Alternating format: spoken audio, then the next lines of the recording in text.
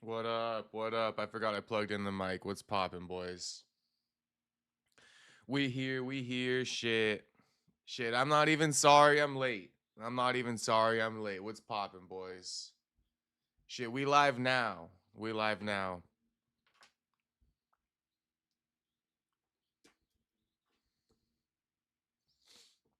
Shout out all the boys who ran up likes on the stream early. I see that, and it brings a smile to my face. Just so you guys all know, everybody who hit the like button, shit, that brings a smile to my face. My shirt's just in the dryer, bro. That's kind of why I was lagging. I was doing some laundry.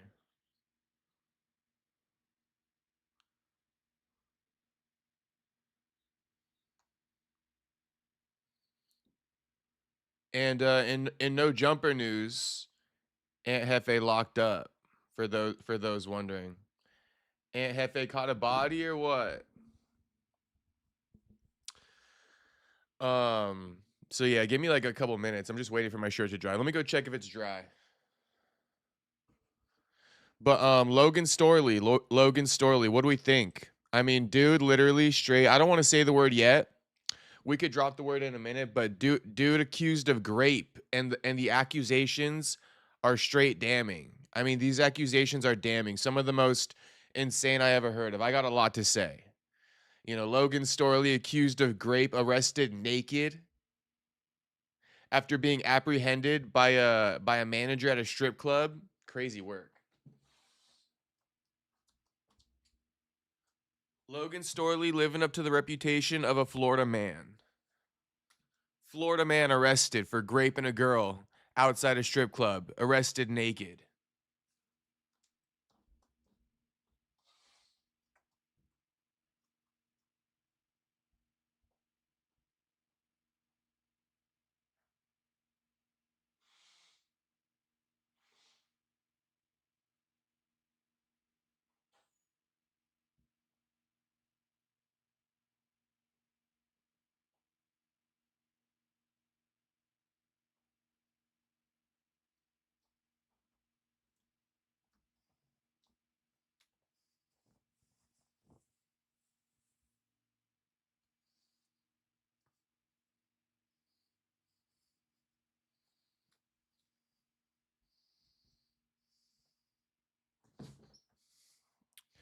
All right. All right. Now we got the new shirt on. Now we chilling.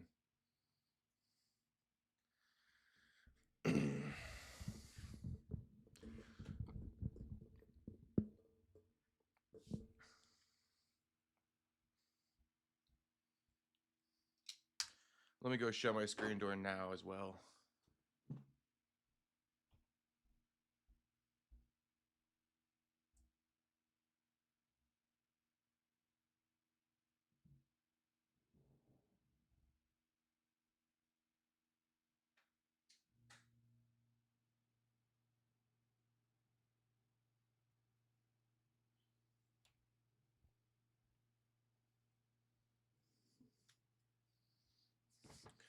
Bro, hot ass day here in Cali.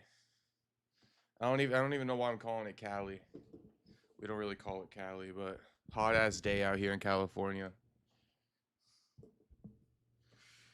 Um so yeah, I mean, we got some news today. If you guys want to run down, because finally we got enough news to do a rundown. So rundown goes as follows. We can look at the IG. There's a couple reports I haven't really touched on yet. Um, like this right here. So this would be one of the first topics, that we could discuss, or one of the main topics to discuss on the day, right? MVP MMA Netflix numbers released. So Ariel came out with this report saying Ronda Rousey, Gina Carano peaked at 17 million global viewers per Netflix. Global's tough because the UFC, if we're going to compare it to the UFC, Paramount is exclusive to the US, right? So 17 million global is not comparable to the UFC because it's global versus US, right? But, the final three fights averaged 12.4 million viewers. Interesting how they say the final three fights. Also, I would love to know, what Nate versus Mike Perry peaked at, right? Can we know what Nate versus Mike Perry peaked at? We're trying to see something. We're trying to compare these numbers. Domestically, aka US, the main card averaged 9.3 million viewers and peaked at 11.6 million during the main event. Okay, so 11.6 million US viewers during the main event. So what? 5.4 5.4 million was around the rest of the world. So 5.4 million views made up the rest of the world outside the US. 11.6 million views took place inside the US, making it the most watched MMA event ever in the US. Yes, but never forget, Gina Carano got submitted in like 13 seconds. And I would just like to see the numbers for Nate Diaz, Mike Perry. What did that fight peak at? Are they going to release that? Why not? Just for funsies. Just for funsies, I want to see that shit. We can hear what Ariel got to say about it in a minute, I guess. But is there like an official report somewhere? MVP, MMA Netflix.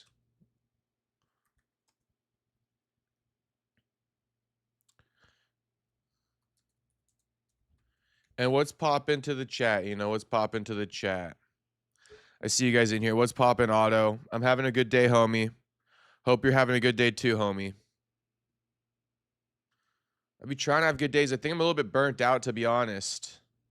I never thought the day would come, but I think I'm a little bit burnt out. We got a week left in the 90-day live stream streak, so I think I'm just a tad bit burnt out, but I'm doing my best. That's all we could do. We living, we chilling. Okay, MVP says 12.4 million watched. Where's the official report?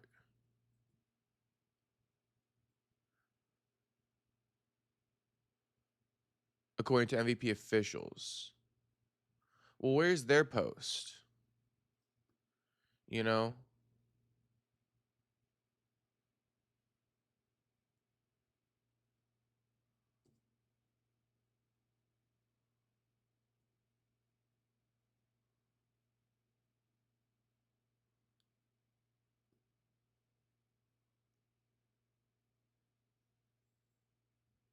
Oh yeah, Championship Rounds is back, which is a good thing.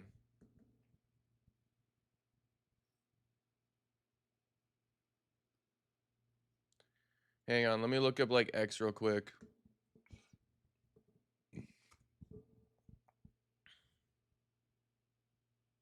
Thank you, Otto. I appreciate the words of encouragement, homie. They are needed. They're definitely needed. Not that I would ever, stop the streak. It just, words of encouragement always help. I don't take issue with people boasting the Netflix viewership approximately 17 million. I take issue with people drawing comparisons to the UFC in terms of event significance. The event was a massive success for MVP and Netflix, shows that there's a market for MMA, but these viewership figures are misleading. It's entirely correlated to access to the Netflix platform. Netflix boasts roughly 325 million subscribers worldwide. Paramount Plus, the UFC primary home, has 79 million. I think that's domestic. With a handful of other international broadcast partners streaming UFC, whose figures aren't typically covered. Very true. People didn't demand Ronda versus Gina. People had a Netflix account and therefore tuned in. Very true. At the end of the year, are we actually going to talk about the Netflix MVP card overwhelmingly impacting the greater MMA landscape? I sure won't, at least not this event specifically. I agree. Space Kid says, loved every bit of the streak, brother. Thank you, Space Kid. I'm glad you liked it, homie. I do this for you boys. And nothing's slowing down either. Just a reminder that, once the streak ends, it's like, I might take a day off every week or something like that. Maybe max 2, but definitely no more than 2 and shit like that. But shit, just a quick shout out to everybody who've been supporting every day during the 90-day streak. You guys know who you are. Thank you. All I can say, thank you. I'll probably talk about the McGregor return, White House card, Strickland upsetting Chimaev, Harrison versus Nunes, etc. Last thing that will come to mind is, quote, wow, can't believe Ronda was able to armbar 44-year-old Carano, who hadn't fought since 2009. Very true. It's the last thing that'll come to mind. Again, huge success for MVP Netflix. Competition is good for the MMA industry, but we need to be real when drawing comparisons to the industry standard, the UFC when measuring relevance. Hey, so just for the record, I'm reading this out right now, and this is I Am Saturday, host on the platform. We've done like 2 or 3 podcasts so far. I'm working to get him on more consistent, but this is why I like Saturday. He's actually invested in these types of things. He's looking at the numbers, he's looking at comparisons, he's reading between the lines. I like it. I like it. So, good work from I Am Saturday, kind of like looking at this stuff and drawing comparison.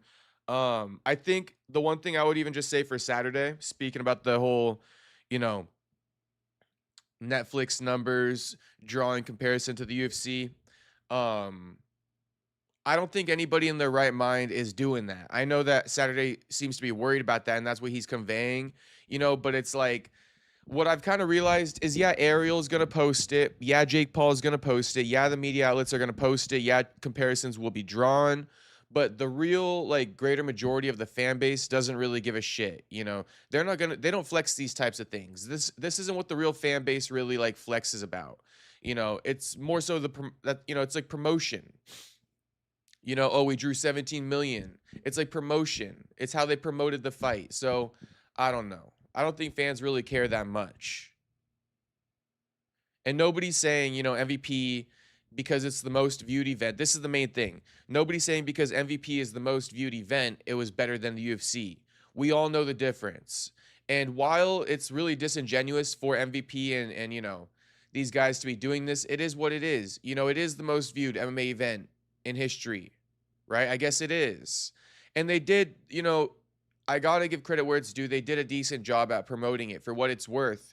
A lot of it was lies and propaganda, but they went through with it. They did the thing. They got a lot of people to watch it. A lot of people were aware of it. Was Ronda versus Gina supposed to be the main event? Not really, but shit, they made it work. And, regardless of anything, they still drew in these numbers. So I just want to give credit for the promotion. And I don't know, man. Even though I'm giving credit to the promotion, even though it's the most watched MMA event in history, it doesn't matter. It just it's not better than the UFC, and it never will be. It's not even comparable. But congratulations for these little records. It's kind of weird and annoying and confusing, right? Because makes it seem like Ronda's a star, and she's not, bro. She's not a fucking star. Jake Paul has a lot to do with the viewership of these things. MVP, MMA. Jake Paul's promotion, he's got a young audience. He's got a boxing fan base as well. But no, I really just wanted to see real quick, like, where's this graphic? I want to see the real. Okay, so this is the graphic right here. This goofy ass little thing. This is the report we get. This goofy ass little thing right here. The fuck? I want a real breakdown. How many viewers did Nate versus Mike garner? I want a real breakdown. Shout out to Jew. Jew says, you see Jaleese putting grape allegations on Skinny from the 9. Jew, come on, homie. I'm fully tapped into the no jumper lore right now. Like, I'm fully tapped in. I saw that shit. Also, free young Aunt Hefe. Free my man young Aunt Hefe. Yeah, I'm tapped in on the no jumper lore. Jaleese putting grape allegations on Skinny from the 9 is crazy work. But it's like, I don't know, bro. I don't know. I'll tell you what. To some degree, that's what Skinny from the 9 gets then. I don't think a real player would be caught up in something like that. Skinny from the 9 doing goofy shit. I don't know what he's up to, but it just sounds goofy to me. So, like, that's what you get. What you doing kicking it with Jaleese and fucking 607 Unk for? Like, in the first place. We got to get a 365-day streak. Shout out to Jew. I know, right? Dude, if we do 100 days, that's actually crazy. Like, it's actually crazy. It's 1/3 of the year, pretty much. Or like 1/4 of the year. You know? 120 days is 1/3 of the year. Going live straight for 1/3 of the year is kind of crazy. That's like a whole semester. Right? How long is a school semester? Like 4 months, right? McGregor's back. Yeah, McGregor's back. The Mac is back. I got more news for you guys though. So I'm just catching up on the chat real quick, showing you guys a little bit of love. Shouting out the streets. Yesterday's stream was lit, short but turned up. Shit, we were talking about fucking munching strange on the first date like it's our job, Tony M. What was that about?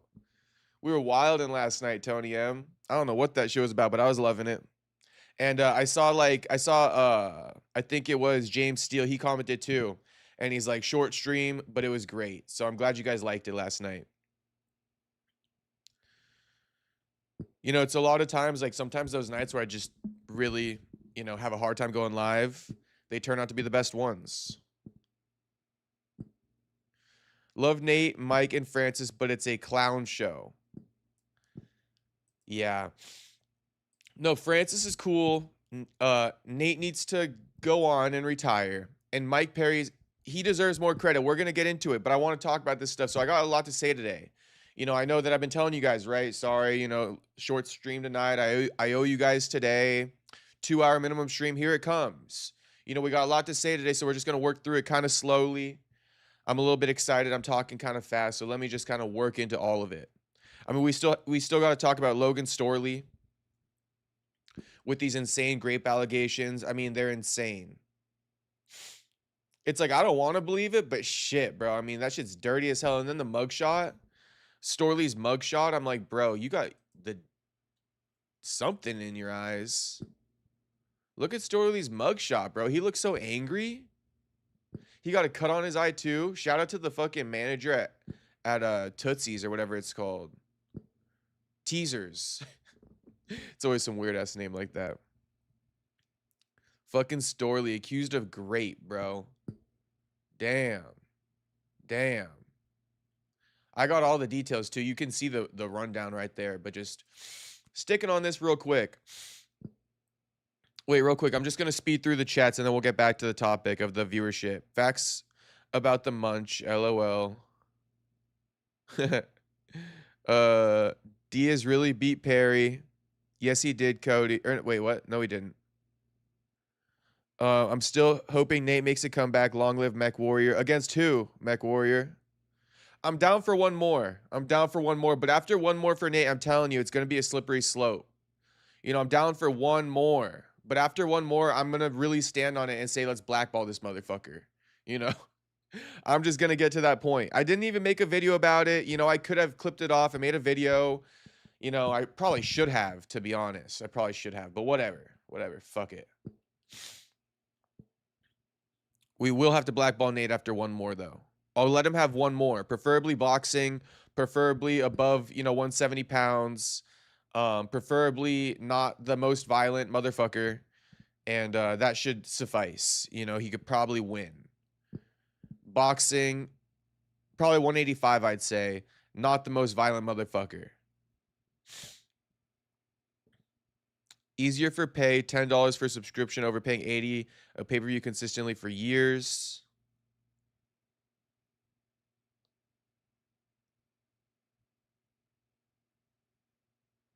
That is true, Jew. They should start doing men versus women fights on the MVP cards. Can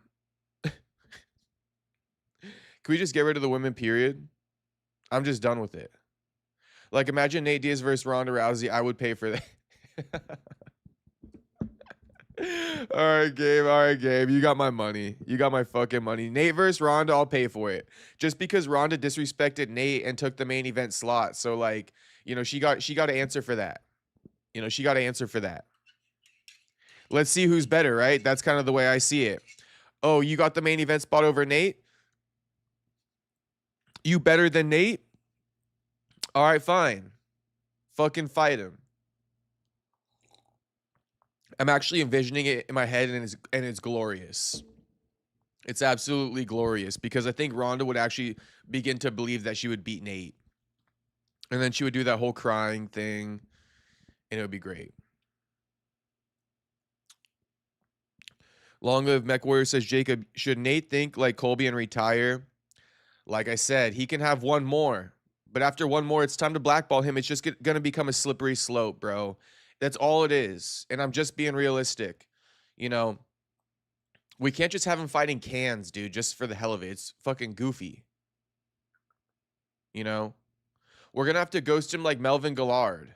Like, it's just like, yeah, Nate's fighting, but we're not posting about it. No press conferences. You know, you need you need to ride off into the sunset while you can, bro. Don't overdo it. This shit forever anyway. No, it's not. Sounds good. By the way, my nose, I gotta blow my nose. That's why I think I'm having a hard time talking a little bit. I don't know if you guys can tell, but I can sense it on my end. What's up, my dude? Good to see you. What's poppin', Double Worlds? I remember you from the other night. I like that question you asked me. I like that shit. And it's like, you know, the non-Goy are hard to defeat, Double Worlds, and you know it. Space Kid says, good stream incoming. I think this is going to be a good one, homie. Oh, here it is. Double World says, what you said about us defeating the non-Goyim gonna be hard was so true, bro. Like, really, bro, how can we survive these evil people? Bro, I don't know, man. I don't fucking know, Double Worlds. I have no clue. Honestly, Double Worlds, I don't know, but I recognize the power, you know, and it's like, I'm not ignorant to the fact that, like, yeah, we may not like what they, you know, what they be doing, but shit, can we do anything about it? I don't know, bro. It's like, yeah, we don't like Ariel at the top of the MMA media world, but can we do anything about it? I don't know. We don't like Ari and Nick Khan. I think that's his name. I don't think it's his name. Ari and somebody else, right? At the top of the Endeavor. No, but can we get rid of them? I don't think so. Can we defeat them? I don't think so. They're too much an alliance, bro. I was actually thinking this today as well. It's like Dana and Trump got one thing in common. They're both owned by the non-Goy, right? Their souls belong to the non-Goy. Make of that what you will. I don't want to get too into it. Can be a bit controversial, but we'll give it a little bit of airtime right there. Tyler Bet says Tootsie's LOL. Sounds like a strip club in the hood. Tootsie's Tavern or some shit like that. Where I heard about that before. Neighbors Josh Thompson, man. And then retire. I'm cool with it. I'm cool with one more and then retire. Meat Rocket says, I think Storley is innocent. I can just tell. How, Meat Rocket? Is it him being arrested butt naked that tells you he's innocent? Or maybe it's the fact that a manager from a strip club ran him down and got him arrested? I mean, is that what tells you that he's innocent? Or maybe the fact that he was there in the first place. You know, does that tell you he was innocent? Maybe we should just get into Storley now. I got quite a bit to say about it, and well, I don't want to preface much. I should just really get into it, but let me just read through these chats. I think Storley is innocent. I can just tell. It's like, why? Him getting arrested butt-ass naked, is that what makes you think he's innocent? How about the devil in his eyes right here? Is that what makes him look innocent? This dude fucking mean mugging. He pissed off. You know, we know that, you know, he probably doesn't have that much game.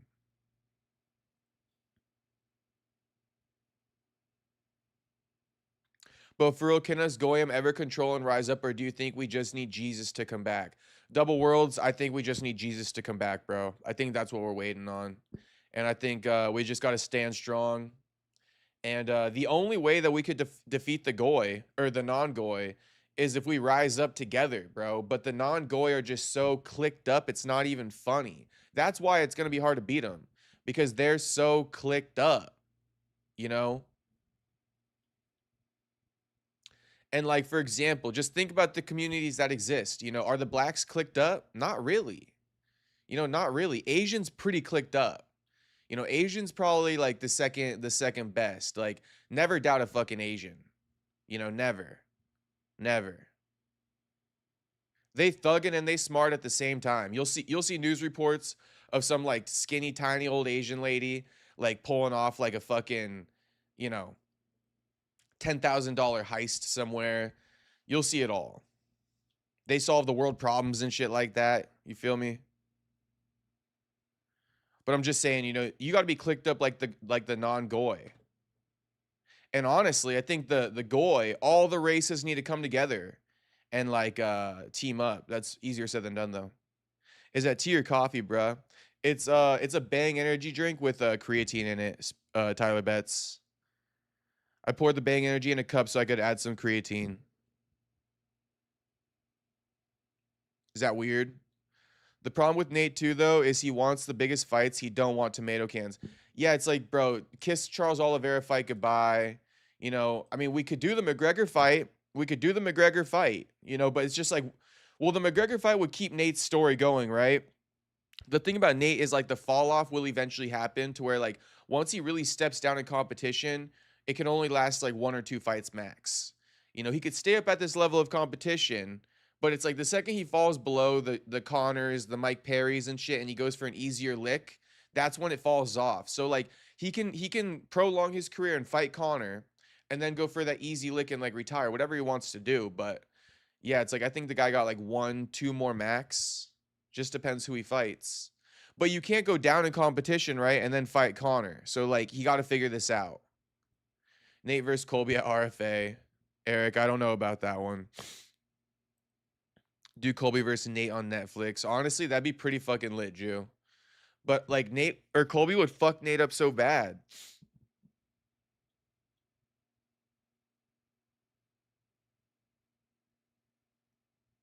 That's true, Jew. Nate versus Hudo at Raf.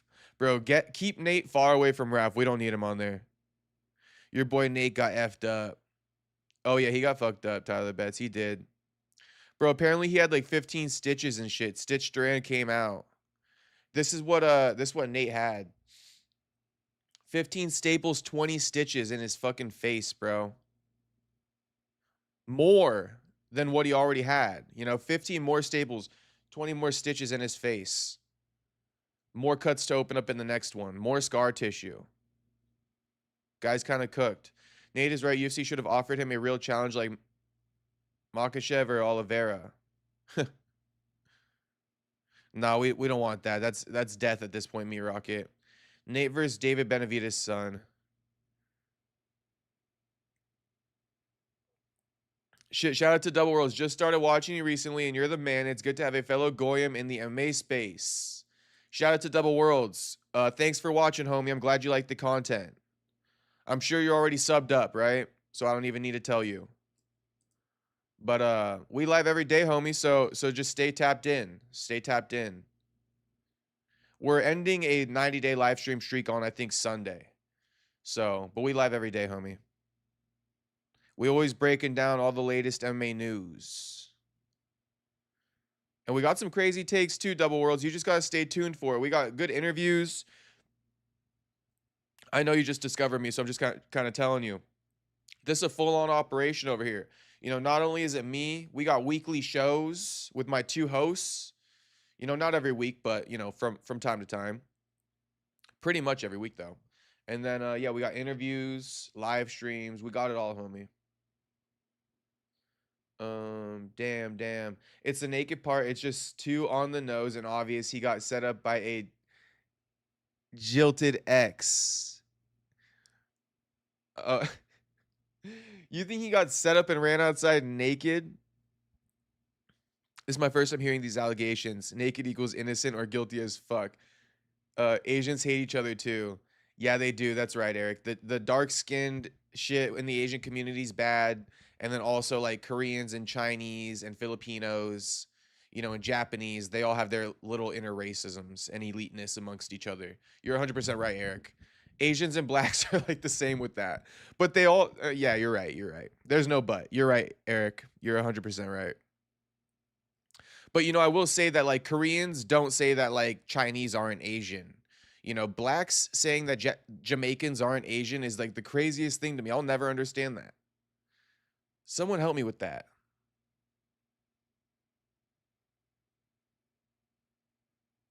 Is it because black entails like being an American and kind of going through the slavery? No offense, but is that what it is? So like Jamaicans didn't go through that or something? I'm just trying to figure that out fully.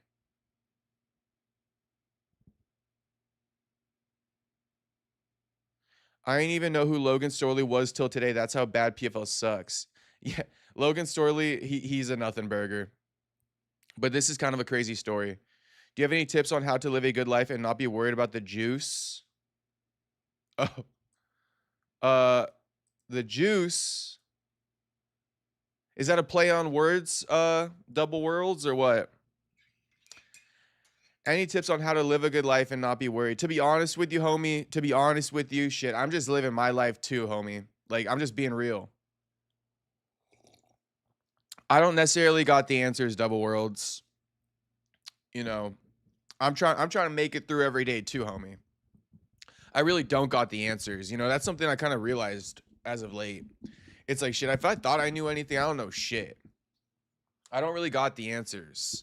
How to live a good life and shit. I mean, I be trying. Shit, like take care of yourself, you know, that's what I'm good at, is taking care of myself, but even still yet, sometimes I think I could be a little bit like selfish and shit like that, you know, self-serving. So I don't know. Honestly, I don't know. I battle with a lot of that shit. Perry, my guy, are we blazed up tonight? We could maybe hit a bowl in a little bit. Yeah, but not right now. But we smoking pretty much every night, double worlds. Not on stream always, but yeah, we always blazed up. I smoked some kush today. This story is fucking crazy, and he has a win over Buckley. That's oh my god. No, you're right. You have AIDS. I completely forgot about that. See, I was first made familiar with Logan Storley when he fought Aaron Jeffrey. Anyone know Aaron Jeffrey in the chat? Or just like familiar with him as a fighter? He from Bellator slash PFL too. But like he beat Aaron Jeffrey when I did a pre-fight interview with Aaron. So I kind of like got put on with Logan from that. And then when I was doing some research on Joaquin, I saw that like Joaquin got cut from Bellator after losing to Logan Storley, I believe. So yeah, man, that's who Logan Storley is. You know, he beat Joaquin in Bellator. He was the interim Bellator middleweight champion. Can't believe this fucker beat Joaquin. Joaquin got to get this one back. Andrew laughing. Shout out to Andrew. Space Kid says real. Yeah, it's like shit. I don't got the answers. Need perk 30 and some drought. Who's that? Oh, Aaron Jeffrey. Well, he's a Bellator fighter. I couldn't really tell you other than that. Double worlds. He fought on Contender Series twice and lost twice, so he kind of like didn't get an opportunity.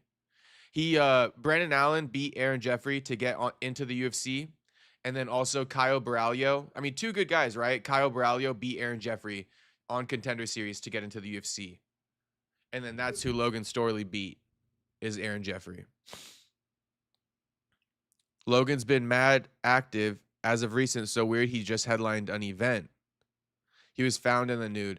Yeah. So let's go over this story, shall we? Let's go over the story. All right.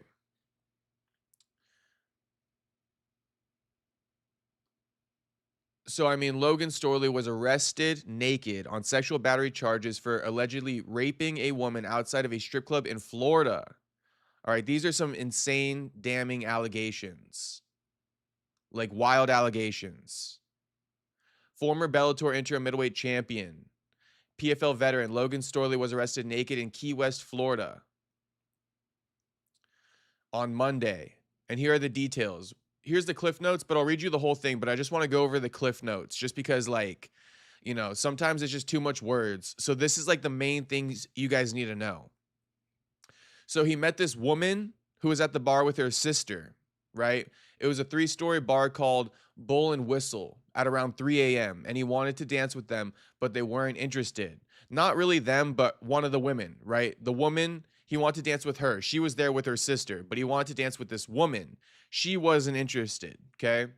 So moving on, he wanted to dance with one of the women naked on the 3rd floor where clothing is optional.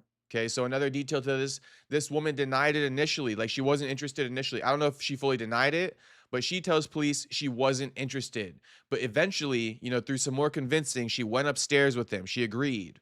So they went upstairs, hence why dude was found naked in the nude. So a lot of you guys might be drawing conclusions as to why he was found naked, being that he got set up and stuff. I don't know. He was voluntarily at a naked bar in Key West, Florida. Why was he there in the first place? Anyway, so the woman eventually went upstairs with him after a little bit of convincing, right? And then she left, right? Here's the catch. When he tried to dance with her, she like, skirted away, cozied up to like another woman, so to speak, to kind of like get away from him.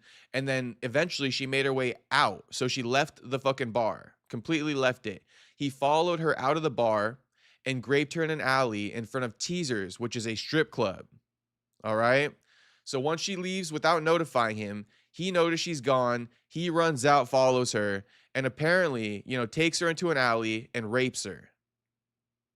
Now, the employees, right, at the strip club across the way, or in this little alley called Teasers, the employees witnessed him raping her. And then when Storley realized, he fled the scene, butt ass naked, homie runs off. Then the Teasers manager eventually apprehended Storley and then waited for the cops to come, right? So he gets arrested. Upon his arrest, Storley invoked his Fifth Amendment rights. So he doesn't want to talk to the cops. He says nothing to him. Now, you can't hold that against him, right? But I'm just telling you. He invoked his Fifth Amendment rights immediately. Some would say that's an admission of guilt. I'm not going to say that, right? I'm not going to say that. But it shows how serious the matter is. And I don't know if he was a victim. I'll say this. If he was a victim, maybe he wouldn't have invoked his Fifth Amendment rights so soon. But it's like there's no details. He just invoked his Fifth Amendment rights. Then he got booked into Monroe County Main Jail on Stock Island on one count of sexual battery. He was released from custody after he posted $50K bond, arraignment set for June 5th. So he'll be back in court on June 5th. And I mean, look at this cut on his eye from the Teasers manager. I just want to call it Tootsies at this point, but Teasers. Teasers manager ran down Logan Storley and gave him a little cut on his eye. Crazy, right? Wow, he was on one. I mean, I kind of think he was. I don't want to fully blame Storley because you're kind of innocent till proven guilty, right? But it's like, bro, what are you doing at a place like this anyway? Like, why do, like, in my opinion, this is just my opinion. You guys could tell me if I'm wrong or if you guys, like, disagree. Sounds like a setup. Really? Really? Free Logan, he ain't do it. Oh, all right, fair enough. But, nah, for real, though, like, why do people go to places like this? Like a bar where you're, like, butt-ass naked? Like, what is this shit? If he guilty, then Chud innocent. Damn, it's like that, huh? It's like that. If he guilty, then Chud innocent. He better get a lawyer. Yeah. It's crazy. It's crazy. So, yeah, according to his arrest report, Storley met the woman at the Bull and Whistle, a 3-story bar on Duval Street at around 3 a.m. The woman told detectives Storley was trying to dance with her, but quote-unquote wanted to get away. She and her sister went to the 2nd-story bar to dance where she saw other people in Storley's group, according to the report. He asked the woman to go to the 3rd-floor bar where clothing is optional and quote-unquote get naked, the report states. She said no, but eventually did go to the upstairs bar called the Garden of Eden. What a name. The Garden of Eden. Fucking A. Shit. Isn't that where, like, fucking they ate the apple and shit like that? According to the report. When Storley made another attempt to dance with the woman, she danced close to another woman, quote unquote, in an effort to avoid him, the report states. She then went downstairs to leave the establishment without him noticing, she told police, according to the report.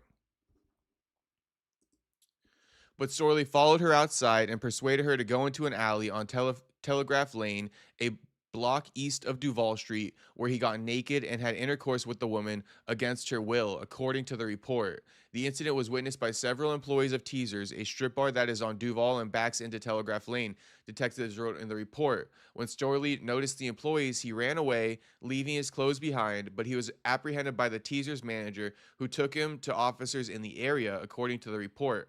Officers took the woman to a health clinic for a sexual assault examination, the report states. After being read his rights, Storley said he did not want to talk to police without his attorney present, according to the report. So there was the gardening with the eighth apple. I mean, shit. Yeah. Garden of Eden is where Eve ate the apple, right? Sinners. What we need a naked bar for, gosh damn. So let's just talk about this. Everybody's saying free homie, and it's like I'm gonna stand on my own on this one. And I'm not saying he's guilty, right? But I'm gonna just say what I have to say about this. And it's like, bro, if you're getting caught up in weird shit like this, I mean, it's just what's going on. Talking about Storley. Let's kind of go through it. This is a setup, right? Is Storley super famous and rich? No. No, he's not. So who would be fucking scheming to set up this dude? This dude got no money. We all know this dude got no money. He just lives a modest life. There's nothing different than him and like a fucking male nurse. A male nurse makes just as much money as Logan Storley. That's how MMA is, right? I mean, like, it's just a regular job. Like, these guys don't get elevated.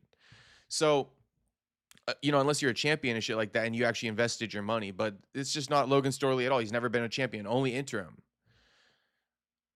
So it's like setting him up. Who would want to set him up and why? He's not famous. He's not rich. So then, like, setting him up, is it because he's like a dirtball? Does he treat women badly? Does he get involved in these weird situations with super sus women that he shouldn't be getting involved in or shouldn't be getting involved with? And then they're setting him up. I mean, you gotta be taking responsibility for the women you bring in your life, right? If you're bringing in hookers per se, are you gonna be surprised when you get scammed? The fuck you doing with all these hookers? And I mean, I guess it's fine. I guess maybe it's just like I'm being insensitive to the people who have no game, right? Because I guess maybe people with no game are gonna be like, well, shit, homie. I mean, I can't really get chicks, so like, I mean, what am I supposed to do? Just suffer? So I mean, I guess I am judging men who pay for pussy just a little bit. I am a little bit. I mean, shit, just fucking man up, and become that guy. Everybody can become that guy, bro. You don't need to pay for no pussy, especially when you're like 30. Like, okay, you're like 50 something paying for puss. I ain't gonna blame you. But that's what I'm trying to say. Like a woman setting up Logan. I mean, like, sex workers do shit like that, right? Sex workers type shit. Gold diggers. Like, who's this guy associating himself with?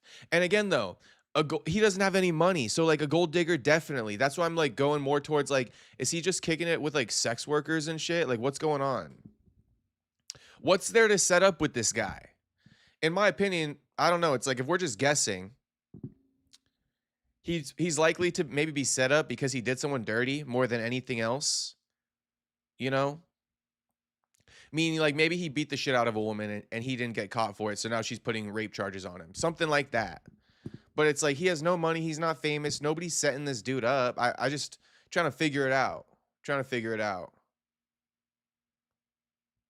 So the woman agreed to go to some dark alley with him. Kind of like he says he convinced her to go over to the dark alley. Yeah, that's what the report said.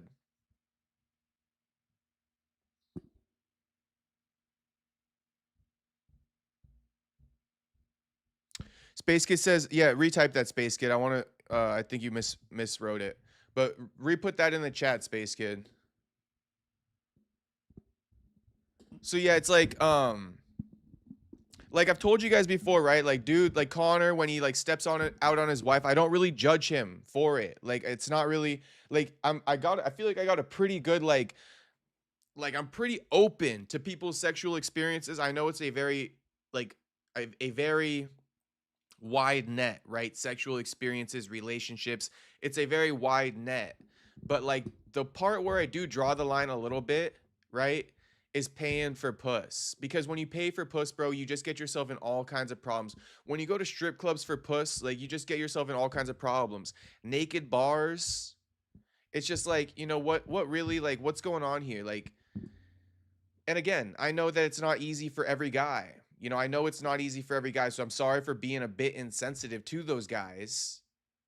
But it's like, I think this is a golden question, right? To hear me out. Shit, I don't know if anybody got the answer to this one. But it's like, speaking of this real quick, just maybe a side note, maybe it's on this topic.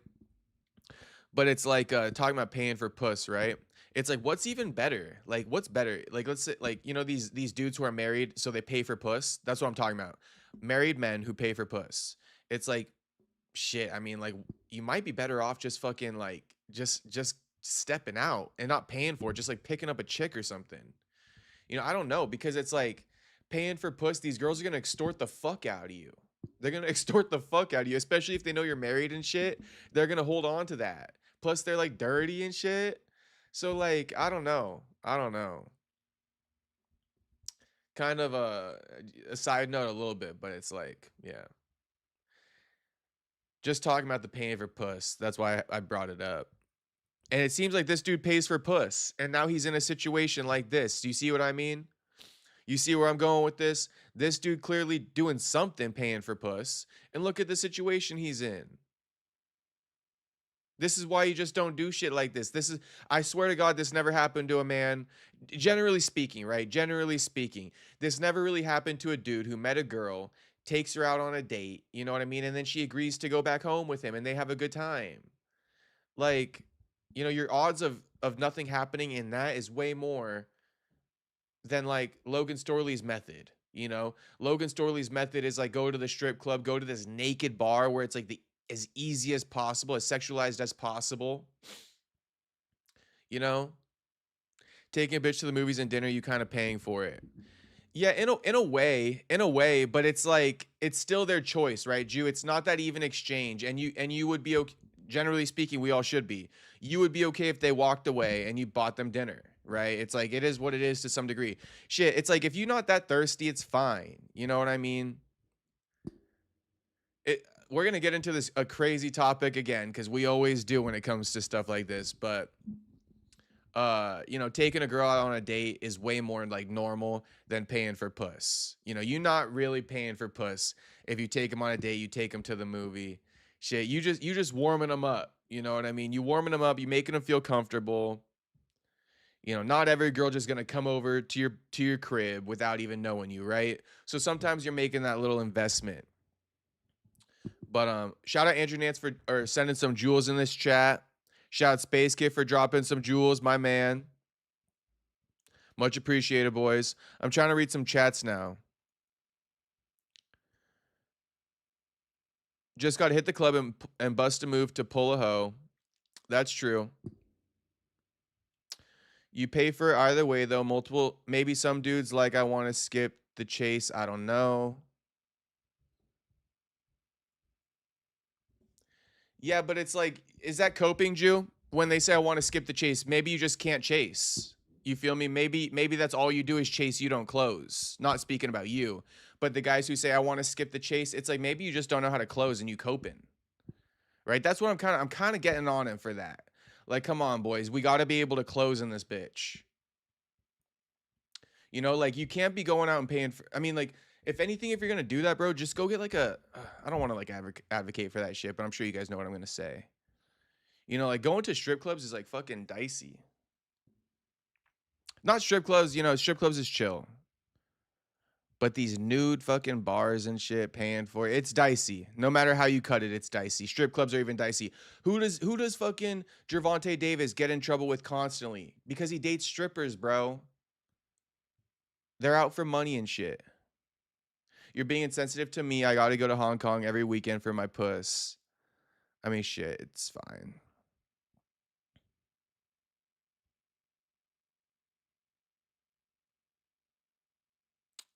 Motherfuckers that pay for puss, I respect it as long as they're not a total incel loser.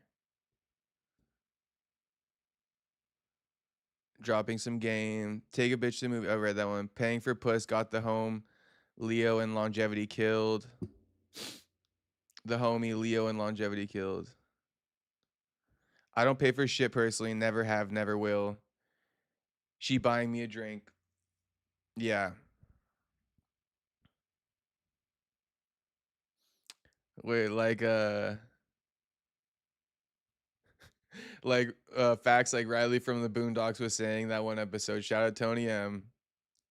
Honestly, I don't pay attention to stories like this, man. If I was a victim, I wouldn't want my story to plastered on digital walls.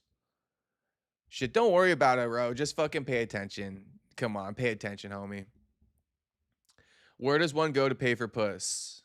Shit, there's a few places, Jew. There's a few places. Logan Storley went, the Logan Storley story reveals two of them, a strip club and then like a naked bar. You could just go online too and pay for it.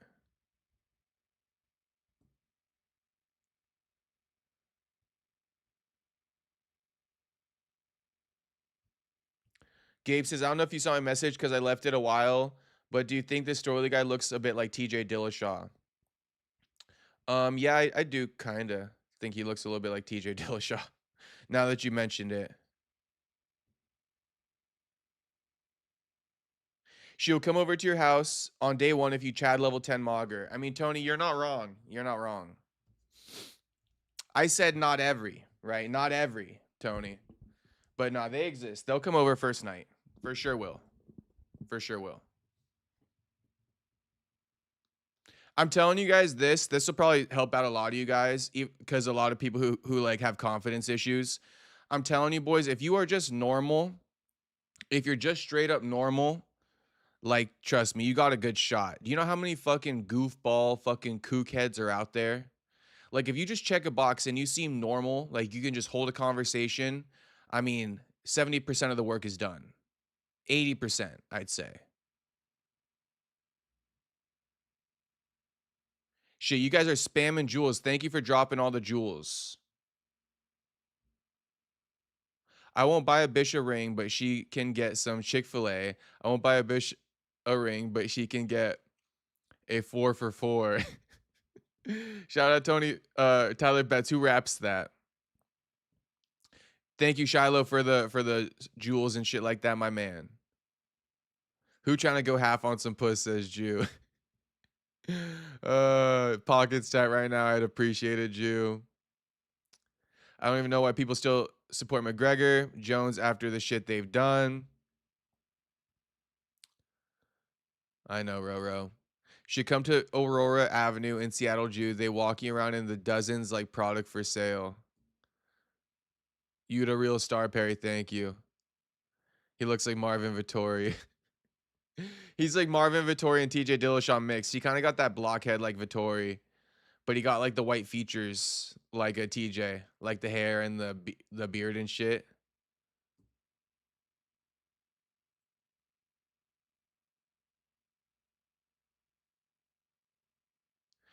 Yeah, Bloodhound says it very well. You gotta try to talk to chicks, go on a few dates, and get the jitters out. I've had some awkward ass dates, but most are great. Just gotta have some experience. Nah, Bloodhound is right. That's why I say like the best thing the boys can do is just dip their toe in that water. You feel me? Just put your feet in that water. Lud Tyler, who else? Haha. Okay, I got you. I got you. That sounds like Lud Tyler for sure, though.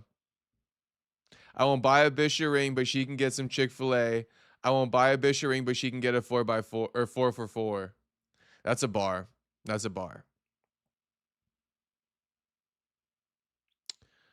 I was just telling my boy practice is key for real. Yeah. Honestly, yeah. All the advice in the world wouldn't save you. Just get out there. Put your feet in the water, like I said. I got Nightwalkers in my town, but they like dirty looking and on meth. It's like super discounted clearance puss. It's like $50 for a blowjob or something, Jew. Just like an outrageously cheap price. It's like 25 for a hand job. Dawkins beats Bo. I think Dawkins beats Bo, Shiloh. I think Dawkins does beat Bo. But if Dawkins fucking crumbles to the pressure of UFC White House, then he won't beat Bo. And that happens to so many guys.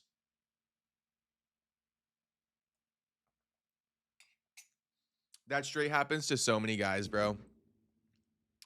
So anyway, yeah, Logan Storley. Exactly, bro. Getting rejected is just part of the game. Nothing to be embarrassed about. Yeah, it's like, yeah, honestly, it's nothing didn't know this was an incel support group. I guess it is a little bit, Roro. I don't know. Honestly, I think a lot of the boys in the chat got game, so I don't know if it's an incel support group. I think a lot of the boys in the chat got some game. Had some in Mully City on C Street, but I guess the cops ran them out years back.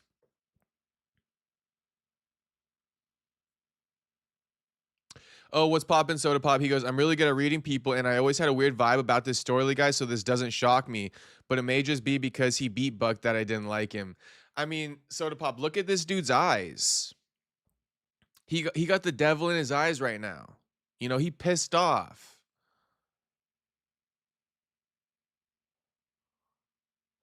Juice says, I don't know about the prices of those Nightwalkers. I never paid. I just look at the hopelessness and drive by. Yeah, I feel you. I feel you. That's all you could do, Jew. That's all you could do. I swear, the most of that clientele is like married men and shit. But that's why I brought that thing up earlier, where I was like, bro, are you sure you want to go that route? It's fucking nasty. The streets got game. Yeah, the streets got game. I think the streets got game. You know, Space Kid be fucking building up a roster. I already know that. If you got game, then you've been rejected. 100%. 100%.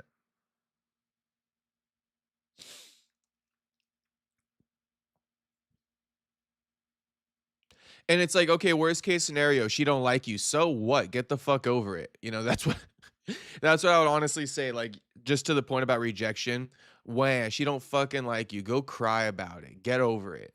You know what I mean? For anyone who got an issue about rejection, she don't like you. So what? And who cares? You know? What's the big deal? She don't like you. There's plenty of girls you don't fucking like.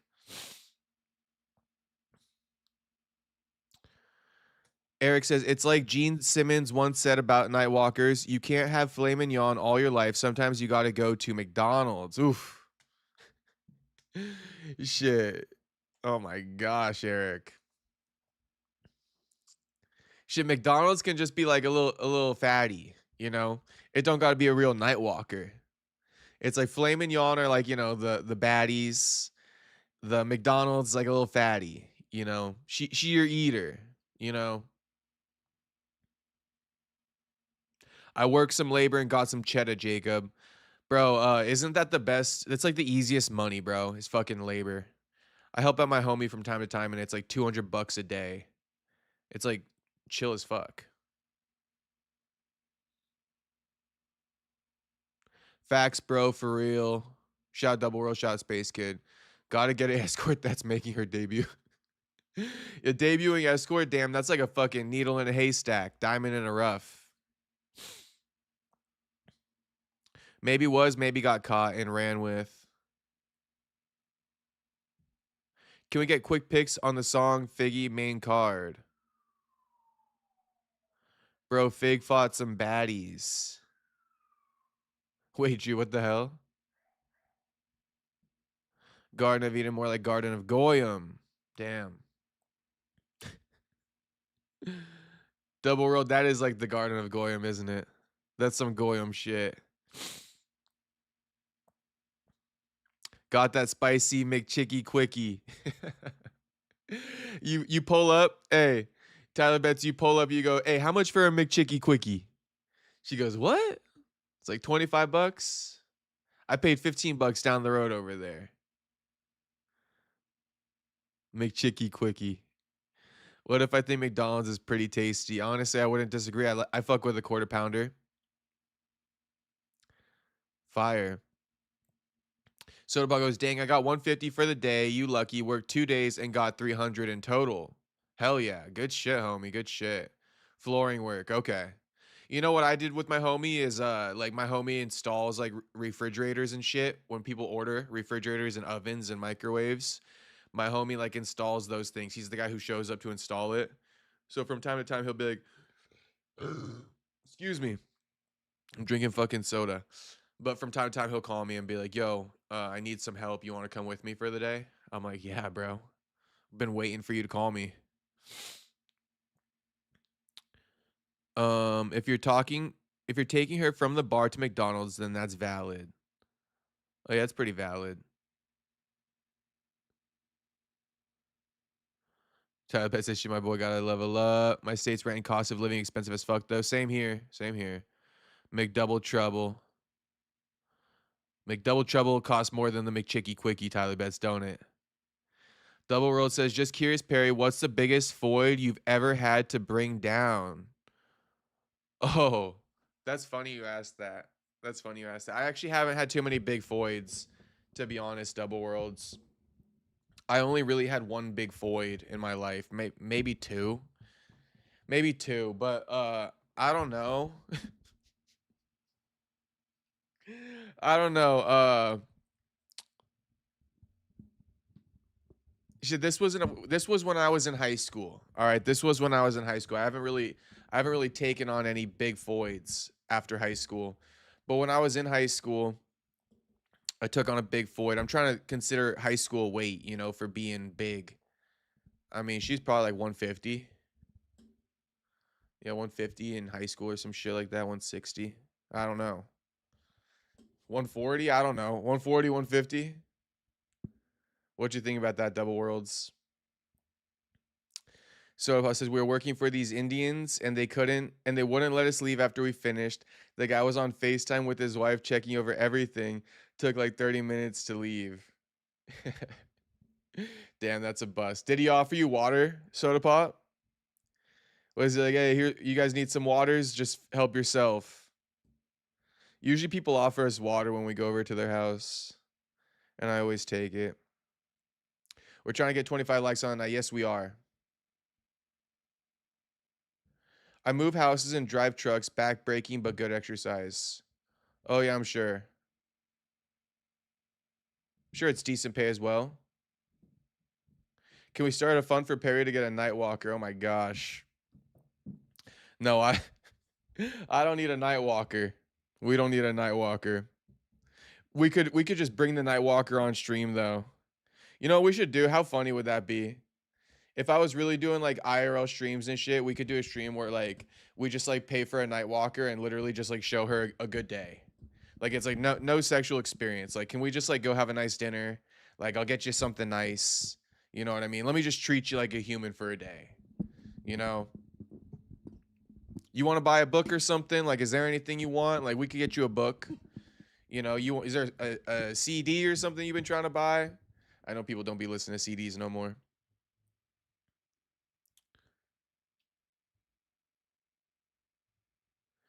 Tony M says, damn, that's what I need. Some homie slash fam hitting me up to help him out at work here and there.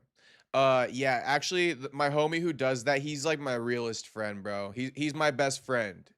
You know, that's my best homie right there. And I don't even really tell him that. You know, I just kind of like, you know, just go along with him. He you know, doesn't know this shit. Well, he knows that we're great friends, but that's like my best friend, bro. For that reason. For that reason. He knows that like I could use a few extra bucks from time to time. So that's why he hits me up. And it's like super appreciated, you know, goes without saying type of shit. It's a real homie right there. That's a real homie.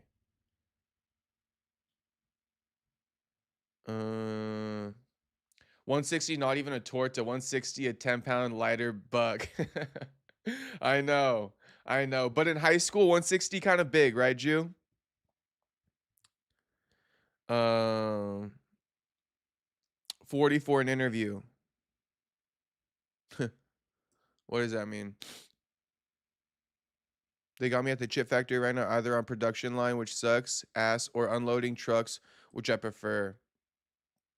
Oh yeah, I used to unload trucks at UPS, so I know how that goes.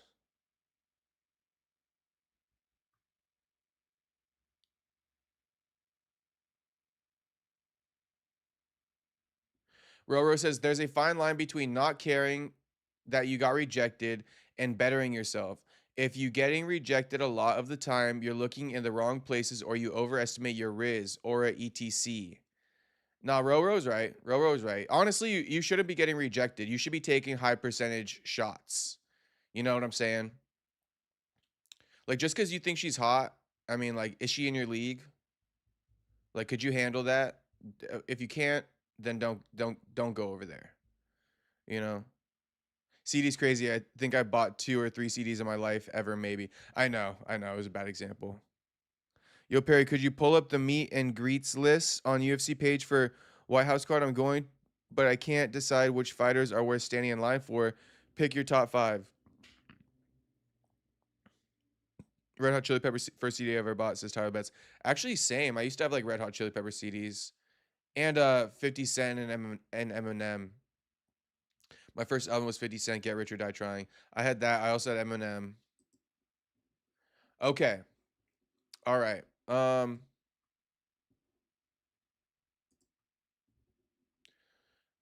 We'll do the picks, but let me just go over this one real quick. Ethan Ewing versus Farid Basharat. It's been booked for UFC Vegas 119. June 20th, our boy Ethan Ewing once more back into the fray against an undefeated prospect. You know, now this time 15-0. Farid Basharat. Ewing has already taken out 2 undefeated prospects in his first 2 UFC bouts. Malcolm Wellmaker, Rafael Estevam.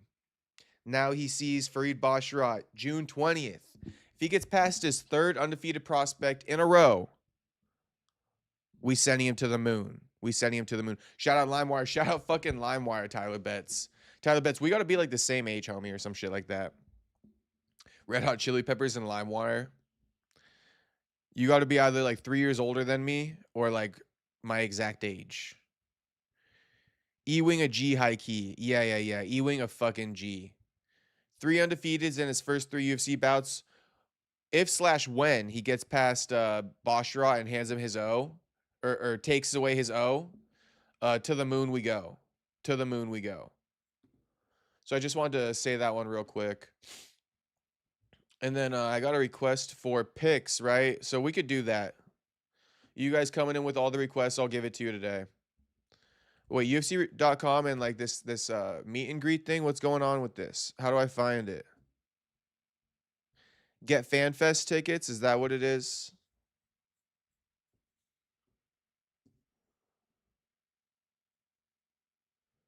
Homie, whoever asked the question, I'm here.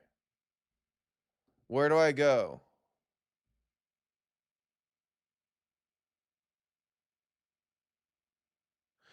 Soda Pop says, hey, your boy been working, been starting to read the Bible, been trying to get more in touch with Jesus. I'm locking in, Jacob. No, that's good shit, Soda Pop. You guys want to know something? I'm going to be real with you guys. You guys want to know something? You guys like it when I keep it real, right? I've been pulling, and I'm not trying to. But it's like when I say I've been pulling away from Jesus, it's because I haven't been living, like super, you know, you guys should know what I mean. I haven't been following the word, so to speak. But it's just so fucking conflicting for me, bro. That shit's just conflicting for me. But anyway, I think we all go through that. I've been kind of like veering off. But here, one second. Let me say what I got to say. Been kind of veering off a little bit, right? But a lot of messages, a lot of subliminal messages been coming at me that I got to read the Bible. Okay, give me 1 second.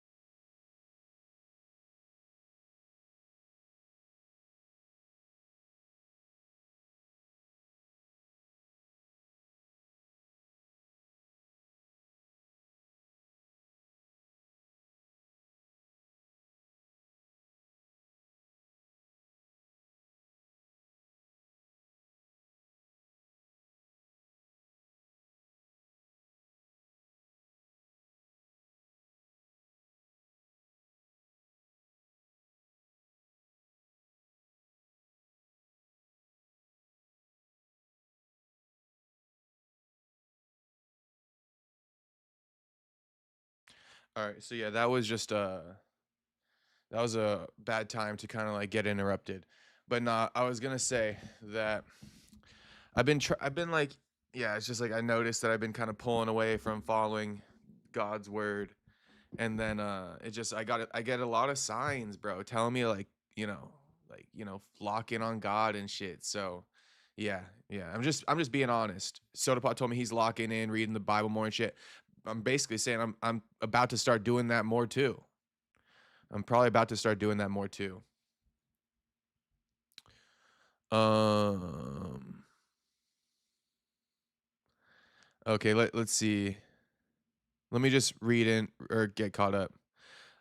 So Bob goes, I'm not gonna lie, I messed up in Goon like a week ago, but that made me feel a lot of guilt, so it pushed me to read. No, I know. I hear you. I hear you, Soda Pop. I just struggle with like, I'll have guilt about that shit and then I'll like make it better in my mind. And I'm like, well, there's like fucking porn stars out there and shit. Like what the fuck I'm feeling bad about, you know? It's difficult. That shit's difficult. Never read it before, so I've never really read it either. I've tried to, but I never really read it. I think what I'm gonna try to do, to be honest, is just give up the corn. I think I'm gonna try to give up corn. Like gooning's okay to imagination, but no corn. That's that being honest. I'm just being honest. A week without gooning, pretty good. Yeah, that shit seems a bit tough for me. Straight no gooning for a week. Not even to imagination. I've been trying to run from lust myself. I come on here joking, but that's about it. Nah, I feel you, Jew. That's the biggest struggle for us all, and I think the best thing we could do is be real about it instead of bottle it in. Conflictions, but signs everywhere. Feel like that's a lot of us, maybe. Yeah, maybe. Maybe, maybe.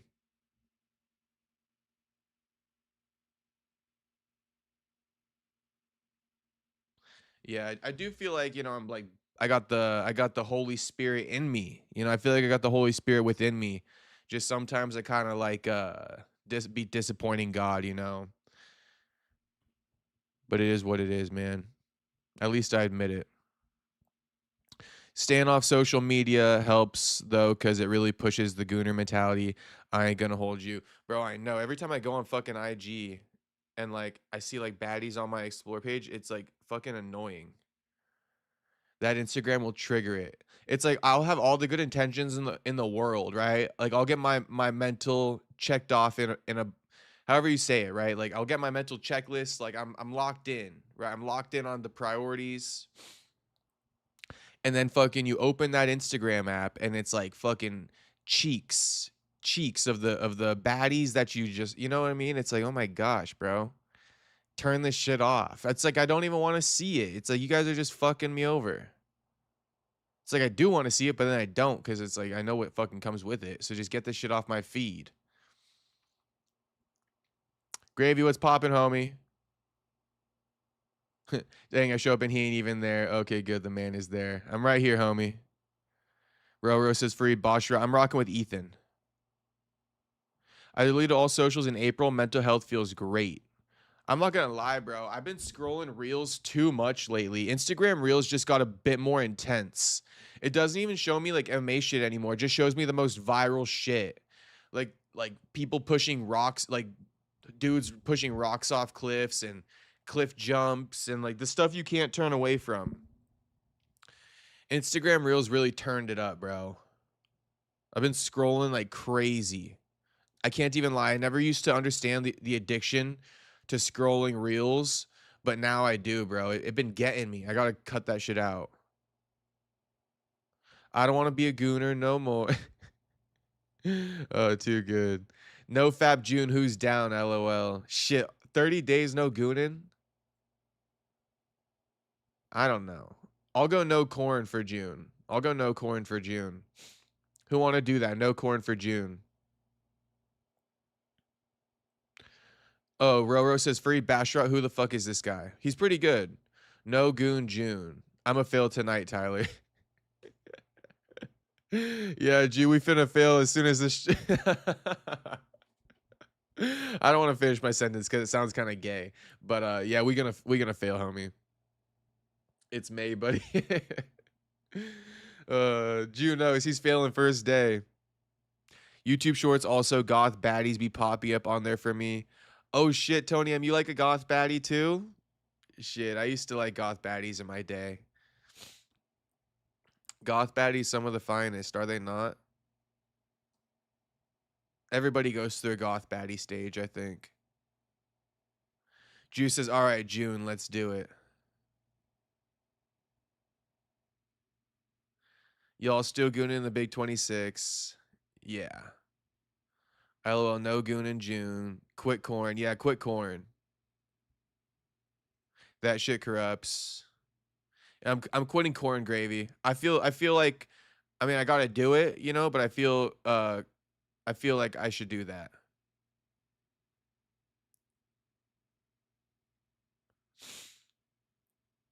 Had a huge ass streak couple years back and broke it. Shaking my head, regret back wasn't even horned up, just lost confused of it.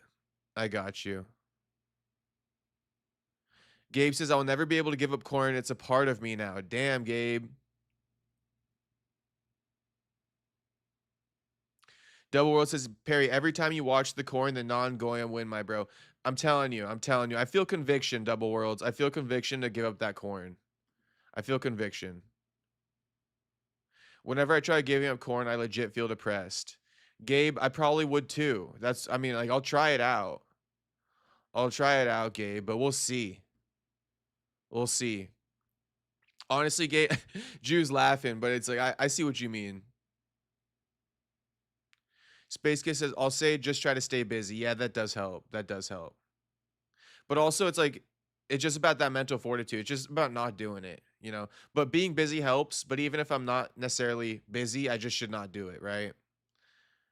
Mostly talking about the corn. Gooning is, you know, it's baby steps.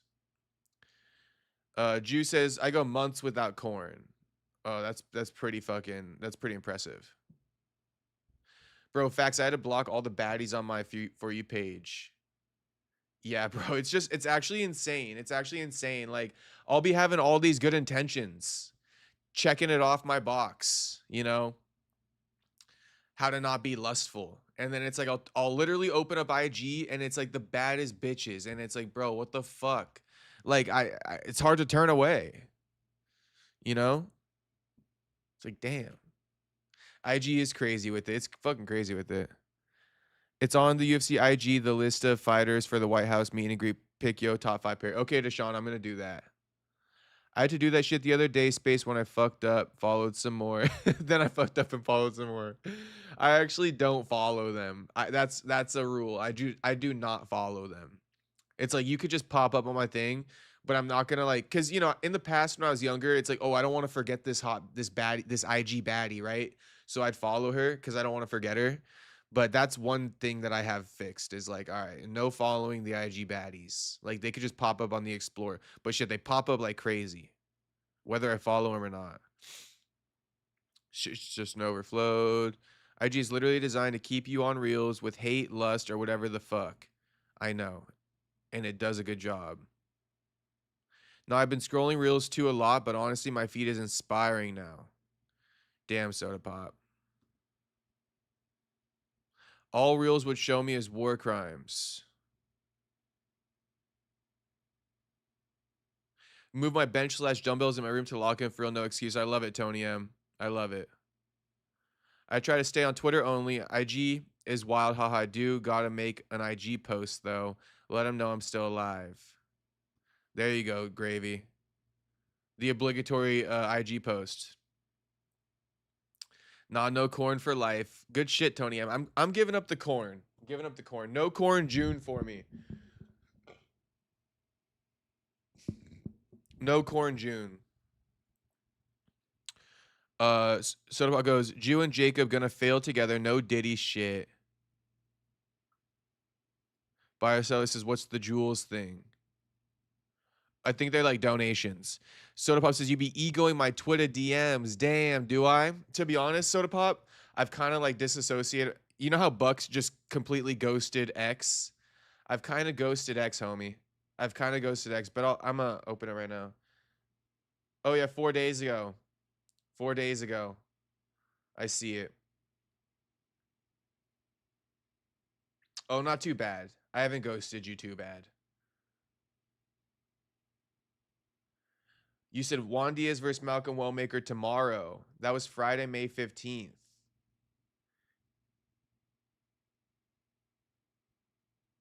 Oh, because you were saying you were looking forward to the fight. Yeah, yeah, yeah. My bad, Soda Pop. I'm a lock back in with you on X. I'm gonna lock back in with you. But yeah, that's what I haven't really been on it.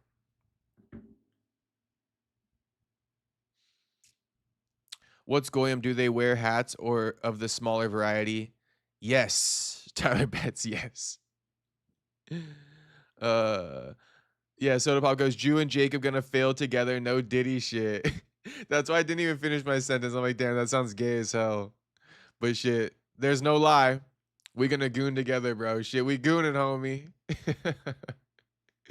Oh, that'll be crazy. No Diddy. Shit, imagine if we fucking gooning at the same time, theoretically speaking. Like I get off stream, right? I get off stream, and like 30 minutes after, we both fucking goon. That'd be insane timing. Anyway. That was so wild. I considered not saying it, and then I said, nah, fuck it. I'ma say it. I said, nah, fuck it. I'ma say it.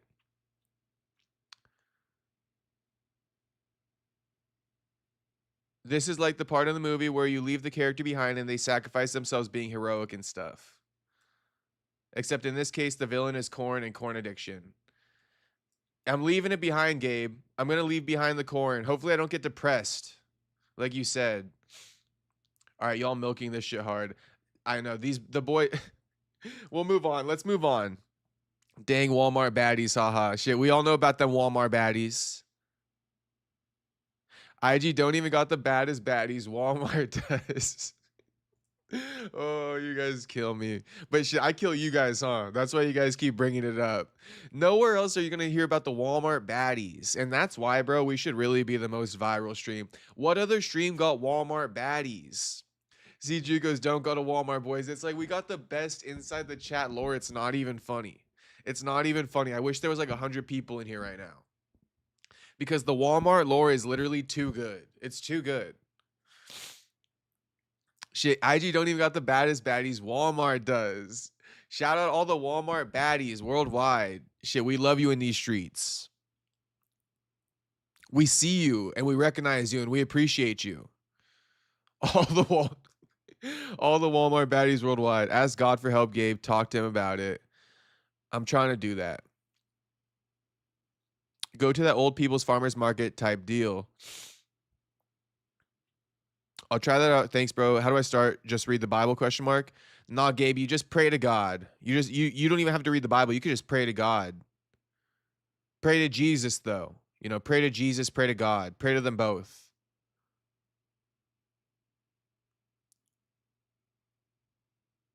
Obviously, the bad bitches show up because the account activity, you can easily reset that shit.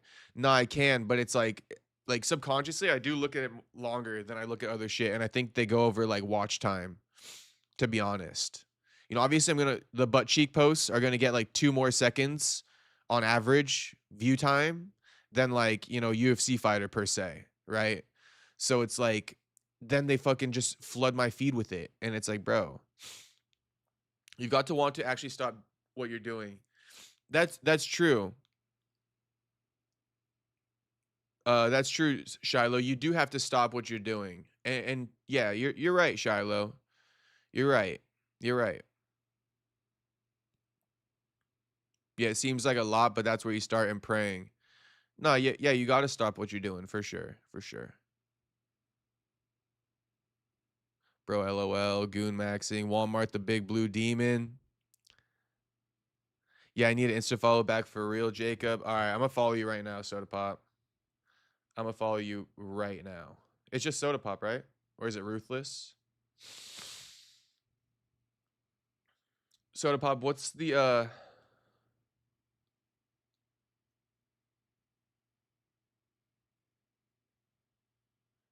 God help me not goon.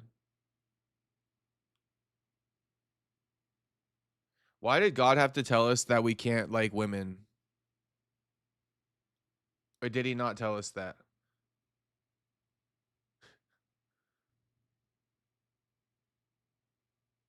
Soda Pop drop. It's my personal account. I'll send it to you on Twitter. Okay, okay, send it over.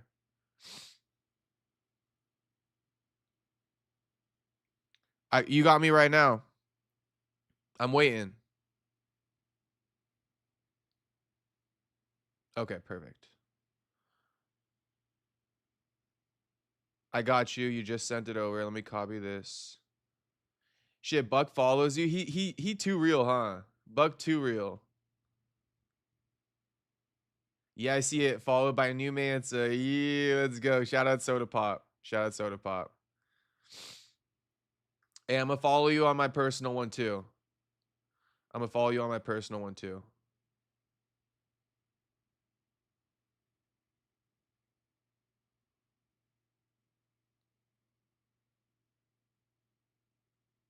All right, homie. We locked in. We locked in.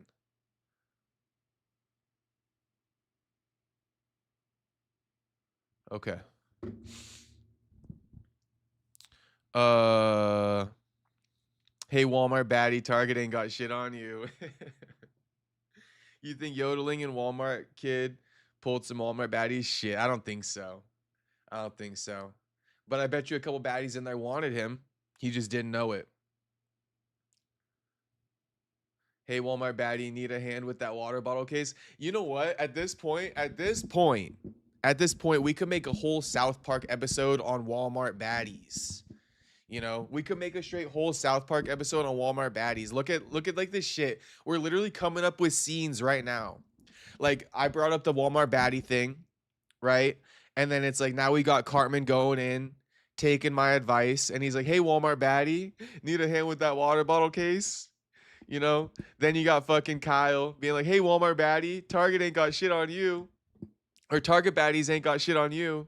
This is actually fucking gold. Actually fucking gold. Perry, my guy, you seemed Goyim out. Shit, what does that mean? High key, I'm lifting so I could go to Walmart and impress the baddies. Hey, Tony, am you going to get a couple Walmart baddies? I guarantee it.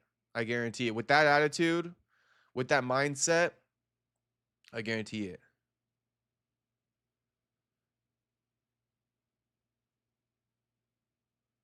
When I worked at Walmart, I would help all the baddies put the water bottle cases in their cart. Easiest way to get the digits or what, Tony? Yo, W Jacob, W Buck. Shout out Soda Pop. I got you, homie. I got you. It was actually long overdue, Soda Pop.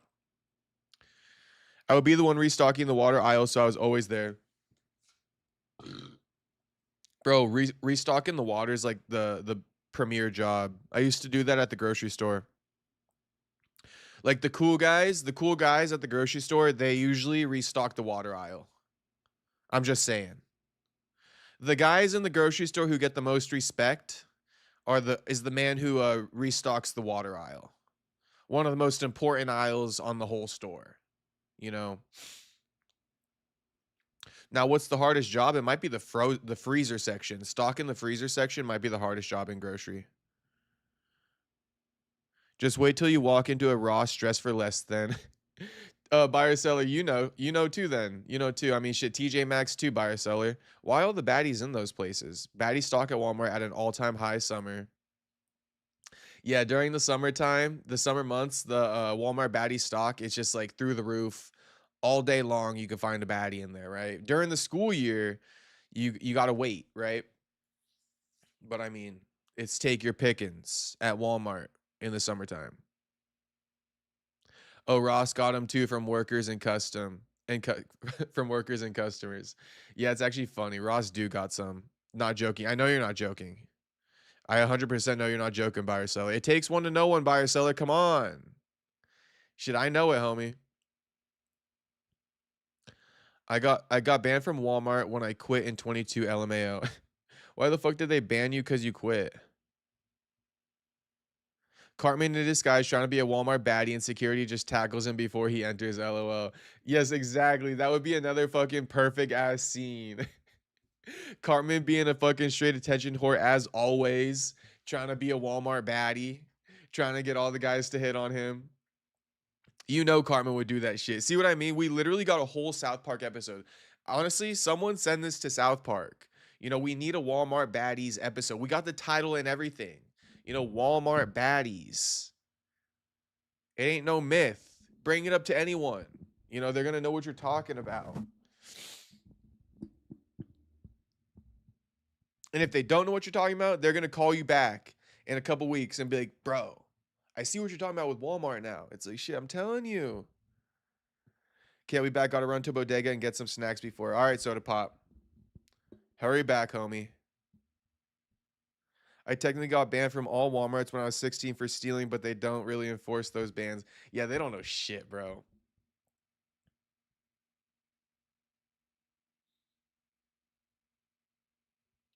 Oh, Shiloh, I don't go back to the Albertsons that I quit from either. Yeah, when I quit places, I never go back to return. I don't want that. You know, I don't want that shit. I don't want to talk to him. Hello, Randy Marsh working as the receipt guy. We're literally fucking script writers now. That's what we've become. And I love that. We have become a script writing uh channel for South Park. South Park literally got an episode waiting. Okay, so FanFest in June, meet and greet sessions each day. Okay, Deshaun, this is for you, right? Deshaun wanted this. Okay, so Josh Van, you might not get much out of Josh Van, but I would want to see Josh Van. Carlos Olberg, I'll pass. Mackenzie Dern, pass. Dustin Poirier, yeah. Charles Oliveira, yeah. Marab, yeah. Sean Brady, literally suck my dick. Josh Emmett, no. Joe Pfeiffer, yeah, I would go see Joe Pfeiffer.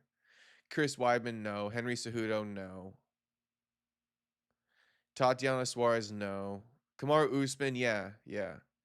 Kyle Braulio, yeah. Gene Silva, 100,000%. Natalia Silva, no. Cody Garbrandt, no. Steven Thompson, no. Drew Dober, not unless you're going to troll him about beating black guys. Misha Tate, no. Alexandre Pantoja, yeah. Gilbert Burns, no. Yusuf Zalal, no. Dustin Jacoby, no. So go see Josh Van, DP, Oliveira, Marab, Pfeiffer, Usman, Kaio, Gene Silva, and that's it. I don't know if I'm passing on Mackenzie Dern. Okay, you could go see her. Crazy South Park has never referenced UFC, I don't think. Damn, you're kind of right about that, Tyler Betts. I don't think they got a UFC episode, do they?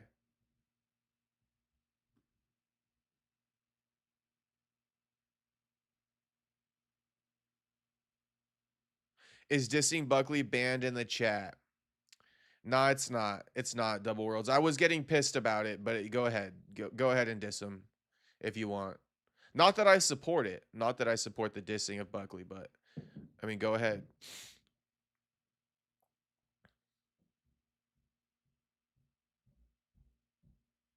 Drew goes, yeah, it's banned.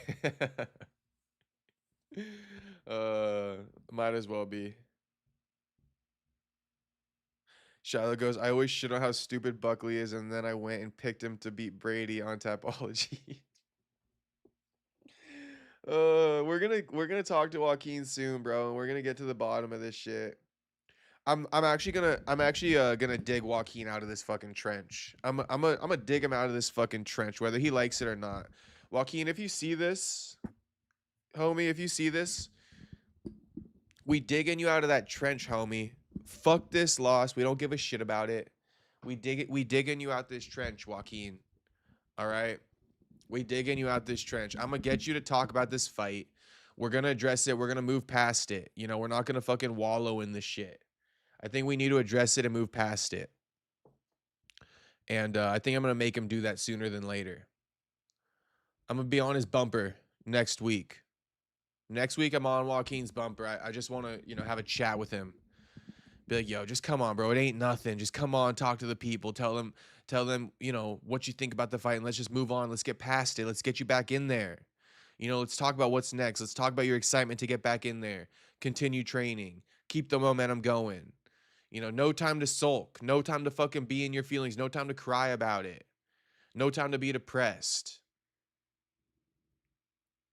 I still can't believe he ain't cooked Brady. I know. We're gonna dig him out this hole, bro. We gotta dig him out this hole with some positivity. I gotta be a real one, a real friend, and I gotta dig him out this hole. That's what we're gonna do. I'm gonna talk to Joaquin soon. We're gonna figure this out. Buck to me dirty on Tapology. Deshaun says, which fighter you think will have the longest line? Charles Oliveira, like somebody said.